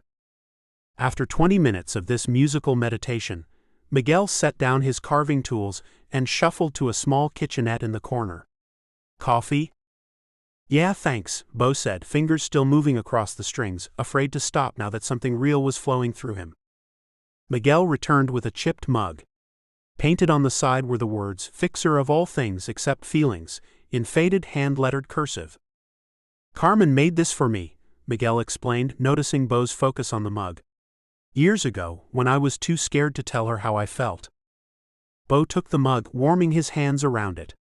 How'd that work out for you? Miguel's laugh crinkled the corners of his eyes. Still working on it. Some repairs take longer than others. He studied Bo's face before adding, "Women like Carmen's daughter don't appreciate shortcuts. Trust takes time to build, same as anything worth having." The simple wisdom landed harder than any of Savannah's professional advice ever had. Bo set the guitar aside and took a long sip of coffee, letting the bitter warmth spread through him. I really messed up, he admitted. Miguel shrugged. Most worthwhile things get messy before they get beautiful. He gestured to the cluttered workshop. Like this place. A sharp, authoritative knock cut through their conversation. Savannah stood in the doorway like an elegant intruder from another world, her crisp linen blazer somehow unwrinkled despite the Florida humidity. Disapproval radiated from her professional stance, arms crossed over her tablet. 3 weeks, she said instead of hello, her New York accent more pronounced under stress. You managed 3 weeks off the grid. I'd be impressed if I weren't so furious. Her Bluetooth earpiece blinked ominously as she surveyed the humble workshop. This is where you're hiding? Seriously? Bo exhaled slowly. Hey, Savannah. Good to see you too. She stepped inside, designer heels navigating around wood scraps with practiced precision. Do you have any idea what I've been dealing with? The label is threatening to push back your release date. Fallon's team keeps calling. And the tabloids? She pinched the bridge of her nose. At least tell me you've been writing. Miguel, sensing the tension, set down his tools. I should check on that shipment of driftwood out back. Take your time. He nodded respectfully to Savannah before slipping outside, closing the door softly behind him. Left alone with his publicist, Bo felt the real world rushing back in, contracts, commitments, expectations. Things that had seemed distant as mist during these weeks with Nora. I needed space save. He ran a hand through his hair, longer now and sun-streaked from beach days. After everything with Macy went public, after that disaster at the CMAs. Which we handled. Savannah paced the limited space, her presence making the workshop feel suddenly cramped. We had a plan, Bo. Controlled interviews, the taking time to reflect narrative, songwriting retreats at approved locations with proper security. She tapped her tablet screen. Not this. Not vanishing to build sandcastles with locals. She stopped pacing, studying his face with the penetrating gaze that had made her reputation in the industry. You look different. Rested? Or is it something else? Her perceptiveness had always been both her strength and what made her dangerous. Bo set down his coffee mug, finally meeting her eyes. I wasn't Beauregard Callahan here, he said, the truth spilling out. I was just me. Ben. No expectations, no history. And she saw me, the real me, not the brand. The admission felt like removing a weight he'd carried so long he'd forgotten it was there.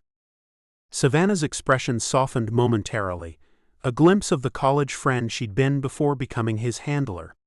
The architect? She'd clearly done her homework. The one from the Sandcastle photos? Bo nodded, unable to speak past the tightness in his throat. Bo, she sighed, professional mask slipping back into place. You can't just become someone else. That's not how reality works. Isn't it? He gestured around the workshop. What's more real? This?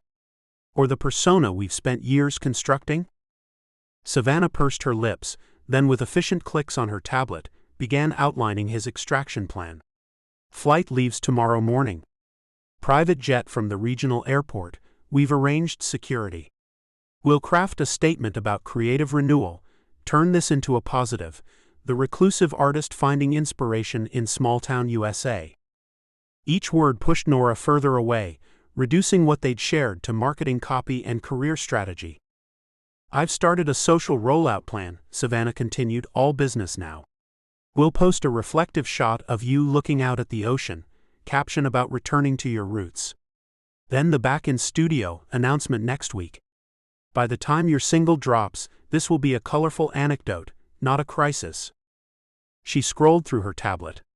Speaking of which, please tell me you've written something we can use. The label's breathing down my neck, about new material. Beau's eyes drifted to the guitar. The song fragments that had come together while thinking about Nora weren't what the label wanted. No hook design for radio play, no catchy chorus for stadium sing-alongs. But they were the most honest notes he'd played in years. I've been working on something, he admitted.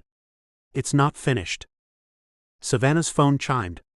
She glanced at the screen and stepped toward the door. I need to take this. It's Westman from the label. 10 minutes, then we need to finalize details. The moment the door closed behind her, Beau exhaled and reached for the guitar again. His fingers found the melody that had been forming, the chorus finally clicking into place. Castles washing away, but the blueprint remains. The words tumbled out with the chord progression, a story about temporary beauty and permanent foundations, about facades crumbling to reveal something true underneath.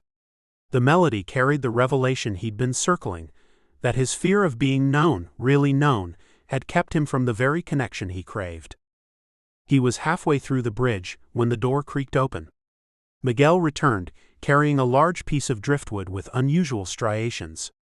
Without comment, he settled back at his workbench and began sanding the wood's rough edges. Your friend seems efficient, Miguel observed after a moment, diplomatic in his assessment.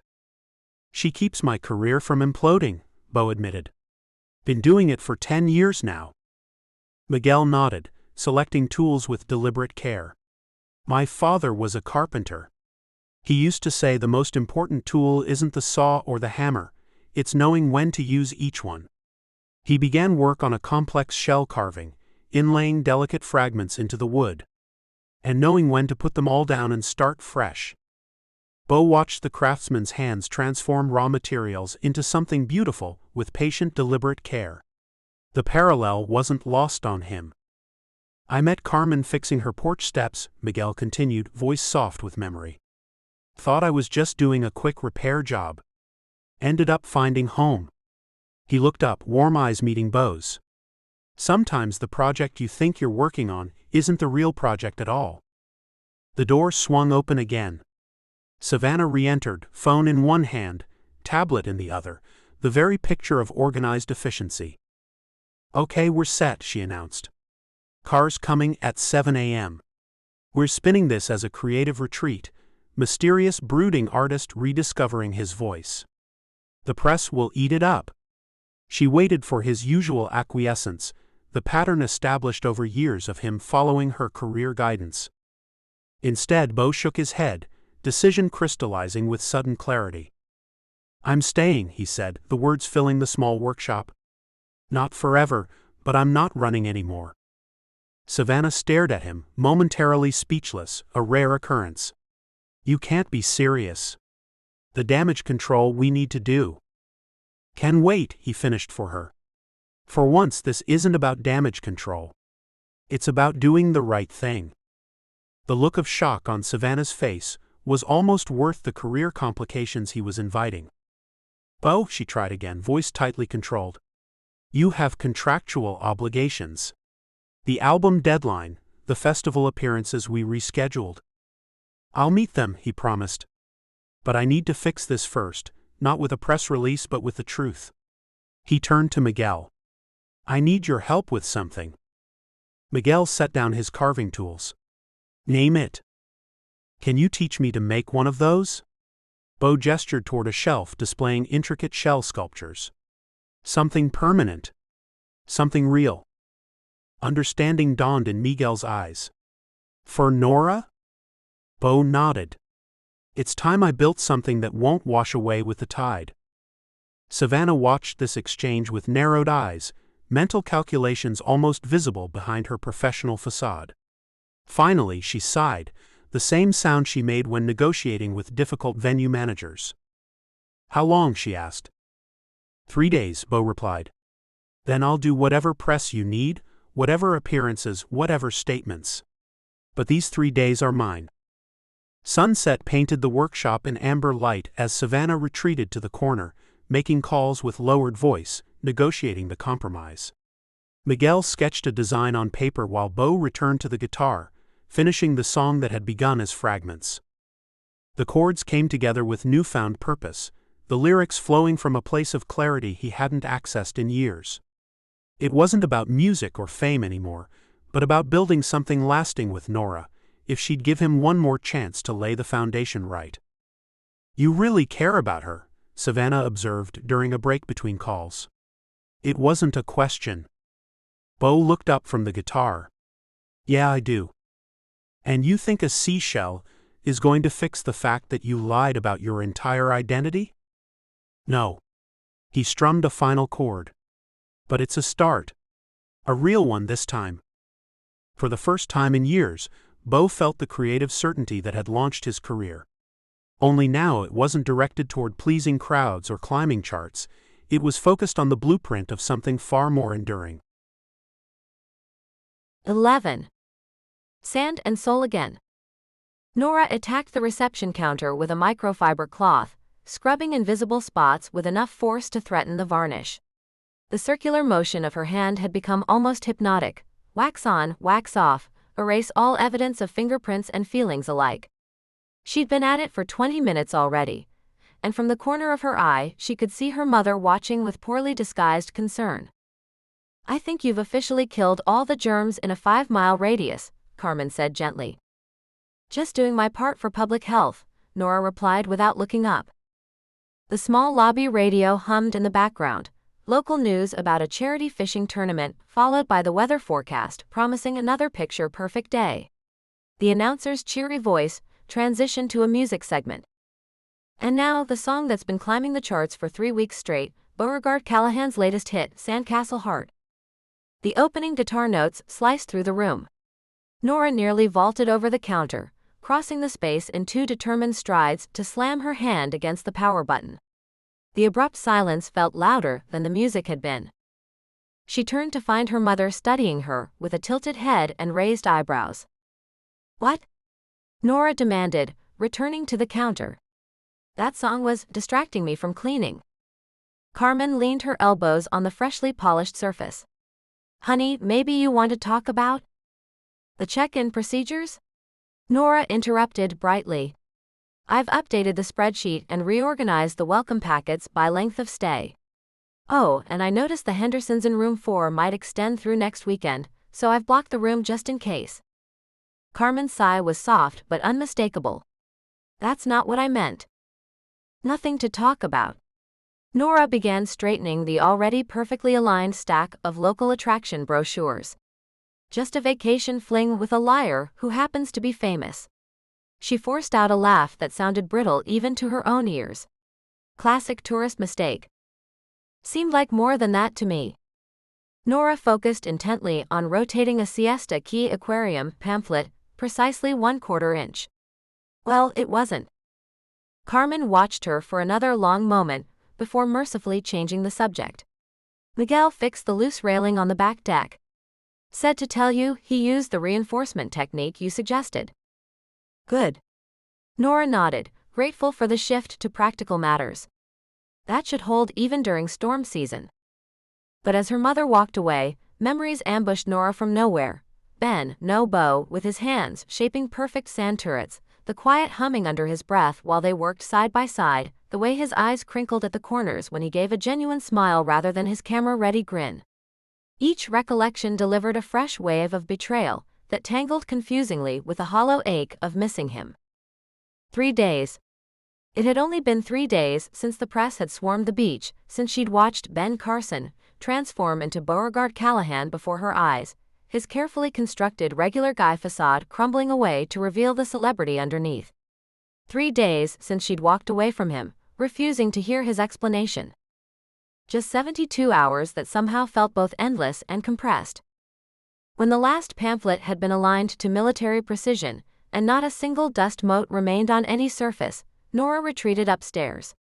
Her childhood bedroom felt both comforting and constricting, a time capsule of who she'd been before Chicago, before her career implosion, before him. She knelt beside the bed and pulled out a battered shoebox. Inside lay her collection of Sandcastle competition trophies and photographs, tangible evidence of a childhood spent designing and building increasingly complex structures. She picked up a faded photo of herself at 10, serious-faced even then, clutching hand-drawn blueprints for what would become that year's winning entry. The methodical, precise girl in the photograph stared back at her with familiar intensity. Had that child always lived inside her, even during those moments when she'd laughed while tumbling into a sandcastle moat with a country music star's arms around her? The contrast between then and now felt disorienting, like looking at a stranger who somehow shared her face. Well, look who's reminiscing. Nora's head snapped up to find Miss Dot standing in her doorway, jeweled magnifying glass dangling from a chain around her neck, her vintage parasol propped against her hip despite being indoors. "Miss Dot," Nora said, hastily wiping at her eyes, though she hadn't actually been crying. "Not much, anyway. I didn't hear you come in. Your mother let me up." The elderly woman gestured with an envelope. "I came to return your competition forms, dear." They both knew the paperwork could have been mailed or dropped at the front desk. Miss Dot's shrewd eyes took in the scene, Nora's slightly red-rimmed eyes, the box of memories spread across the bed, the general disarray of someone who'd been methodically avoiding dealing with emotions by reorganizing everything except her feelings. "May I?" Miss Dot asked, but was already settling her slender frame into the room's only chair before Nora could respond. "I was just sorting through old competition memorabilia," Nora explained unnecessarily. "Ah, the archives." Miss Dot's eyes lit up. "I remember every one of these," she said, gesturing to the trophies. "Especially that one from 2002, the medieval fortress with a working drawbridge. Ingenious use of driftwood for the mechanism." Despite herself, Nora felt a small smile tug at her lips. "Dad helped with the engineering on that one." "You were always so precise," Miss Dot continued, picking up another photo. "Most children just pile sand, but you had vision. Structure. Intention." She set the photo down and fixed Nora with a penetrating look. "Rather like your recent partnership." Nora's smile vanished. "I don't want to talk about him." "Understandable," Miss Dot nodded, then immediately ignored the boundary. "Did I ever tell you about the great collapse of '89? Jerome Fielding and his daughter had built the most magnificent replica of the Taj Mahal, down to the reflecting pool. 4 hours before final judging, a child's errant frisbee took out the main dome." "That's unfortunate," Nora said, not seeing the relevance. "They rebuilt it," Miss Dot continued. "Different design entirely, simpler but somehow more elegant. Won the whole competition." She leaned forward. "I've judged 43 years of sandcastles, my dear. The ones that stick with me aren't the perfect ones, they're the ones that overcame disaster." "This isn't about sandcastles," Nora said tightly. "Isn't it?" Miss Dot opened her parasol in the bedroom, the incongruous action somehow perfectly in character. "I've judged that boy's castle building, not his singing, and I'd say you saw him more clearly than those cameras ever did." The unexpected defense of Beau made something twist in Nora's chest. "He lied to me," she said softly. "The whole time." "Did he?" Miss Dot raised an eyebrow. "Or did he simply omit his last name and occupation, while showing you exactly who he is?" She rose with surprising grace for a woman nearing 80. "The sand remembers our hands, you know," she added with theatrical wisdom, "even after the waves wash everything away." With that cryptic statement, she deposited the envelope on Nora's dresser and glided from the room, leaving behind the faint scent of talcum powder and the uncomfortable sensation that she'd seen straight through Nora's defensive walls. The conversation left Nora unsettled. She wandered downstairs and out to the back porch of the inn, settling into an Adirondack chair that faced the beach. The setting sun transformed the coastline into a canvas of gold and amber, illuminating the stretch of sand where their competition castle had once stood. She'd barely registered the sound of the screen door opening when Carmen appeared beside her, offering a glass of iced tea before taking the adjacent seat. For several minutes they sat in companionable silence, watching the light shift across the water. Finally Carmen spoke, her voice gentle but matter-of-fact. "You were happier with him," she said simply. "Even when you were mad at him." The observation landed with uncomfortable accuracy. "That was before I knew he was lying," Nora countered. "Was he though?" Carmen asked, echoing Miss Dott's earlier question. "Or was he just trying to be seen for himself, without all the trappings?" Nora picked at a loose thread on her shorts. "You're supposed to be on my side." "I'm always on your side." Carmen reached over to cover Nora's hand with her own. "Which is why I'm asking if you're sure this is the hill you want your happiness to die on." Nora gave a reluctant laugh. "That's dramatic, even for you." "Maybe." Carmen smiled. "But I recognize walls when I see them, honey. I built plenty of my own after your father died." This shift in conversation caught Nora's attention. Her mother rarely spoke directly about the years following her father's death. "I thought the safer choice was to stay closed off," Carmen continued, her gaze fixed on the deepening orange horizon. "Then Miguel started fixing things around the inn, and suddenly..." She shrugged. Safety looked different. Nora thought about Miguel and her mother, their careful dance of friendship that had only recently begun shifting towards something more. The parallel wasn't subtle, but it resonated. "Sometimes the risk isn't in trusting," Carmen said softly. "It's in not giving trust a chance to be earned." A knot formed in Nora's throat. "But what if? What if it doesn't work out?" Carmen finished for her. "Then you'll know you were brave enough to try." She squeezed Nora's hand. "I watched you two work together on that castle. You moved like dance partners who'd been practicing for years." The observation made Nora's chest ache with unexpected longing for that lost synchronicity, the feeling that someone finally understood both her precision and her passion, her need for structure and her capacity for joy. "You're saying I should forgive him?" Nora asked. "I'm saying life's too short for absolutes," Carmen replied. "And..." She hesitated, then seemed to make a decision. "He left something for you." Nora's heart stuttered. "What?" "Come see." She followed her mother into the small office behind the reception desk. On the cluttered desk sat a small object that immediately captured her attention, an exquisitely carved stone sculpture no larger than her palm. A miniature recreation of their winning Sandcastle, but made permanent in stone. Every detail was perfect, from the spiraling towers to the tiny figures they'd added at the entrance. Beside it lay a folded note and what Nora recognized as her childhood blueprint, the one she'd shown him during a rare moment of vulnerability. With slightly trembling fingers, she picked up the note. It contained just an address and time, the contest tent, 7 p.m. No pressure, no promises, just an invitation. Nora glanced at the clock on the wall, 6:45 p.m. "He dropped this off yesterday," Carmen explained. "Asked me to give it to you when I thought you might be ready to hear him out." Nora ran her fingers over the carved stone, feeling each ridge and valley. The permanence of it struck her, sand transformed into something that wouldn't wash away with the tide. "You don't have to go," Carmen said gently. Nora stood frozen in indecision, the carved stone cool against her palm.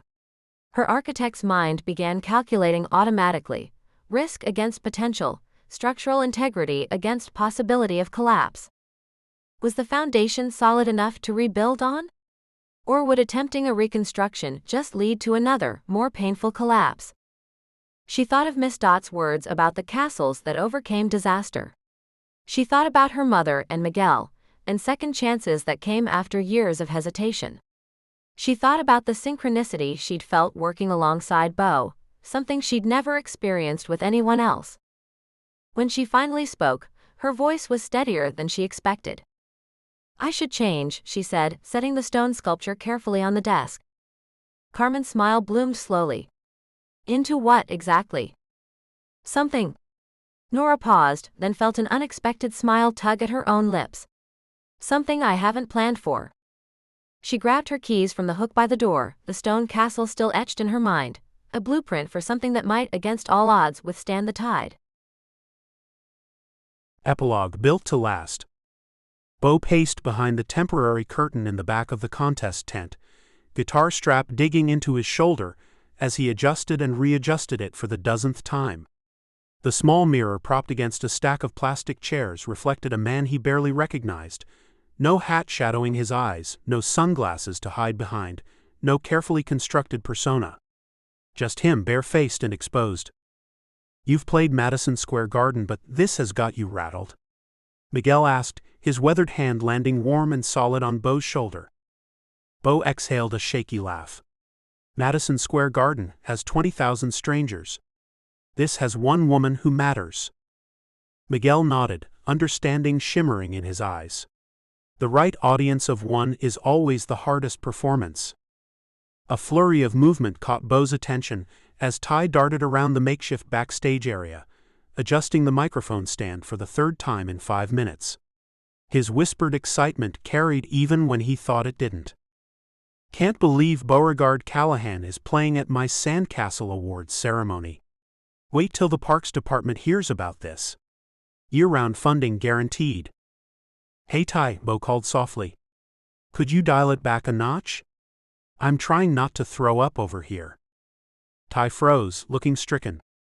"Oh, right. Sorry. It's just Grammy Award. In my tent." He mimed zipping his lips, then immediately unzipped them. "But seriously, can I get a selfie after?" Miguel steered the enthusiastic lifeguard away. "Go check on Miss Dot. Make sure she remembers her cue."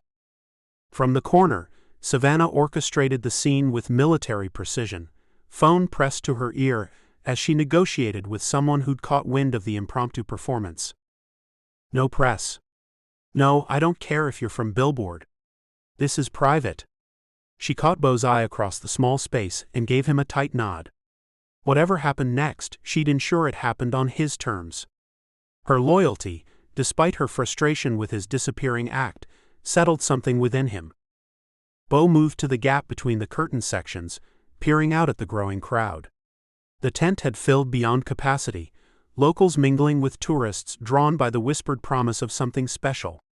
Carmen Santiago moved through the crowd, exchanging warm greetings, her oversized sun hat making her easy to spot. But Nora was nowhere to be seen. His stomach twisted. She wasn't coming. "Still time," Miguel said, reading his thoughts. "Women like to make an entrance." The tent's PA system crackled to life as Miss Dot took center stage, her vintage parasol twirling above silvery curls. She'd added a gaudy medal to her ensemble, something that looked suspiciously homemade and read, "Sand Empress" in glitter. "Ladies and gentlemen, Sandcastle enthusiasts and beach bums alike," she began. "Welcome to the grand finale of our annual competition." The crowd cheered, and Bo used the cover of noise to tune his guitar one last time. His hands were steadier with the familiar task. Miss Dot worked through the minor awards with theatrical flourishes. Best technical achievement went to a retired engineer who'd created a working drawbridge. Most creative concept belonged to the local elementary school team. When she reached the most harmonious design category, the one Bo and Nora had competed in, she paused dramatically. "Our winners couldn't be here to accept," she announced, eyes twinkling with mischief, as their creation became rather famous yesterday. Murmurs rippled through the audience. "But perhaps we can convince one half of the team to say a few words?" Her gaze slid deliberately toward the wings, and Bo recognized his cue. He exhaled slowly, handed his guitar to Miguel, and stepped into the light. The reaction was immediate. Gasps, excited whispers, phones raised in a forest of extended arms. Patty and Cheryl sat front and center, elbowing each other with vindicated expressions that screamed, "We knew it." Their matching t-shirts today read, "We clocked you, cowboy." But none of the faces in the crowd belonged to Nora. Bo reached the microphone, fingers wrapped tight around its stand for stability. "Afternoon, everyone," he said, his voice carrying that same Tennessee warmth that had launched his career a decade earlier. "For those who don't know me, I'm Beauregard Callahan." He paused, gaze sweeping the tent. "For those who thought they knew me as Ben, I owe you an apology. I didn't tell you because I didn't want you to fall for the name. I wanted you to see me. Just me."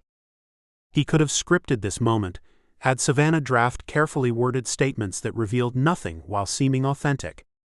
Instead, he spoke from a place of unexpected calm. "I came to Siesta Key looking for quiet. For a break from being Beauregard Callahan, the brand." He smiled crookedly. "Turns out that's harder than I expected, especially when your community embraces strangers so readily. I wasn't trying to deceive anyone, just trying to remember who I was underneath the name." Movement at the tent entrance caught his eye. A flash of dark hair pulled into a loose knot, familiar posture, straight-backed and determined. Nora stood hesitating at the threshold, Carmen's steady presence behind her gently nudging. Their eyes met across the crowded space, and Beau nearly lost his train of thought, the practiced words evaporating like morning mist. "She came." He swallowed, rediscovering his voice. "I've written songs about love and connection for years," he continued, adjusting the microphone, "but I didn't understand what that meant until I built Sandcastles with someone who saw through every wall except the one I put up with my name." Nora moved slowly into the tent, remaining at the back, arms crossed protectively over her chest. Her expression revealed nothing, but she was here, listening. It was enough to continue. Miguel appeared at his side, quietly handing him the guitar. The familiar weight against his body steadied him, as he slipped the strap over his shoulder. "I've been working on something new," Beau said, fingers finding their positions on the frets with muscle memory. "It's not polished, and my label would probably have a fit about me debuting something this raw, but—" He glanced toward Nora again. "Sometimes raw is all you've got." The first notes were hesitant but clear, a simple melody that built with each measure. The tent fell into complete silence, even the ever-chattering Patty and Cheryl leaning forward in rapt attention as he began to sing. "Blueprint heart with freehand dreams. Parallel lines meet at the seams. You built your walls so perfectly square. Never thought I'd find my way in there." He kept his gaze fixed on his fingers for the opening verse, afraid to look up and see emptiness where Nora had stood. But as the chorus approached, courage found him. "We're like sandcastles reaching for the sky. Temporary art that makes you wonder why. We bother building what the tide washes away. But foundations tell the truth of what remains." She hadn't moved. If anything, she'd taken a half-step closer, her arms slightly less tightly wound around herself. Emboldened, he continued between verses, explaining inspirations behind specific lines. "This part here," he demonstrated a melodic phrase, "came from watching you measure the perfect angle for our North Tower. Who knew geometry could be beautiful?" A few chuckles rippled through the audience, but Beau only registered the smallest quirk at the corner of Nora's mouth. "And this bridge," he played a transitional section, "that's pure Carmen right there, telling us both to stop overthinking and start overfeeling. Wise woman, your mother." With each personal detail shared, each memory honored in lyric and chord, he watched the tiniest shifts in her posture, shoulders lowering slightly, the protective barrier of her crossed arms loosening. As the song built toward its final chorus, a newfound confidence carried his voice stronger than before. This wasn't about winning her back with a grand gesture. This was about honoring what they'd begun, whatever came after. Castles fall but foundations stay. Truth remains when lies wash away. What we built still stands in the space between your blueprint and my embrace. The final note hung in the air, resonant and full. Beau slipped the guitar off his shoulder, handing it backward to someone, Ty probably, based on the excited whisper that followed, without taking his eyes off Nora. He stepped away from the microphone, moving to the edge of the small stage. "I'm not asking you to forgive me today," he said, his voice carrying without amplification, meant for her but overheard by all. "But I am asking you to believe that everything between us was real. The only false thing was my name, not what I felt, not who I was with you." The silence that followed felt endless. Nora stood perfectly still, her architect's face unreadable as the crowd held a collective breath. Doubt crept in cold and familiar. He'd miscalculated, overreached, assumed too much. "I'll be here," he added, softer now. "Building, waiting, however long it takes. Because some things are worth rebuilding, even when the tide washes them away." For several excruciating heartbeats, nothing happened. Then, with deliberate steps, Nora began moving through the crowd. People shifted aside, creating a path between them that felt both miles long and impossibly short. Each step she took seemed to stretch time like taffy, seconds expanding into miniature eternities. Bo remained rooted in place, heart hammering against his ribs as she approached. Her expression remained carefully controlled until she stood before him, close enough that he caught the familiar coconut scent of her hair. "That's the first honest thing you've said to me," she said, voice low enough that only those nearest could hear. "Not the first," he countered gently. "Just the first time I've said it as myself." Nora's eyes studied his face, searching for something. Whatever she found made her exhale slowly, some invisible tension releasing. "I'm still mad at you. I'd be worried if you weren't. And I don't know how to do whatever this is." She gestured vaguely between them. "I build structures, not relationships. Especially not with people who live on tour buses." Bo extended his hand, palm up, an invitation rather than a demand. "Maybe we build something new," he offered. "Something that lasts this time." For a moment that stretched into infinity, her hand hovered above his. Then her fingers slid against his palm, warm and solid and real. "I can't promise I won't overthink it," she warned. The smile that broke across his face, genuine, unguarded, hopeful, had nothing to do with performance and everything to do with connection. "And I can't promise I won't wing it half the time. But that's why we worked on that Sandcastle, isn't it? Your structure, my spontaneity." "A surprisingly effective combination," she admitted, the faintest smile tugging at her lips. The crowd around them faded into background noise as Bo gently tugged her closer, their foreheads touching in a quiet moment of private connection amidst the public spectacle. "Just to be clear," Nora whispered, "I'm not dating Beauregard Callahan, country music sensation. That guy sounds exhausting." "Good," Bo murmured back. "Because I'm pretty sure I'd rather be the guy who builds sandcastles with you anyway." Her fingers tightened around his, the pressure and answer more honest than words. Behind them, the crowd erupted into applause, whether for their moment or because Miss Dot had announced another contest winner, neither of them could say. Neither of them particularly cared. Thank you for listening. Please visit me at winvalentine.com to stay up to date. Did you know Bo's song Blueprints and Bare Feet that he wrote for Nora is available to members only on my YouTube channel? Check it out. Please subscribe, leave a comment, and review.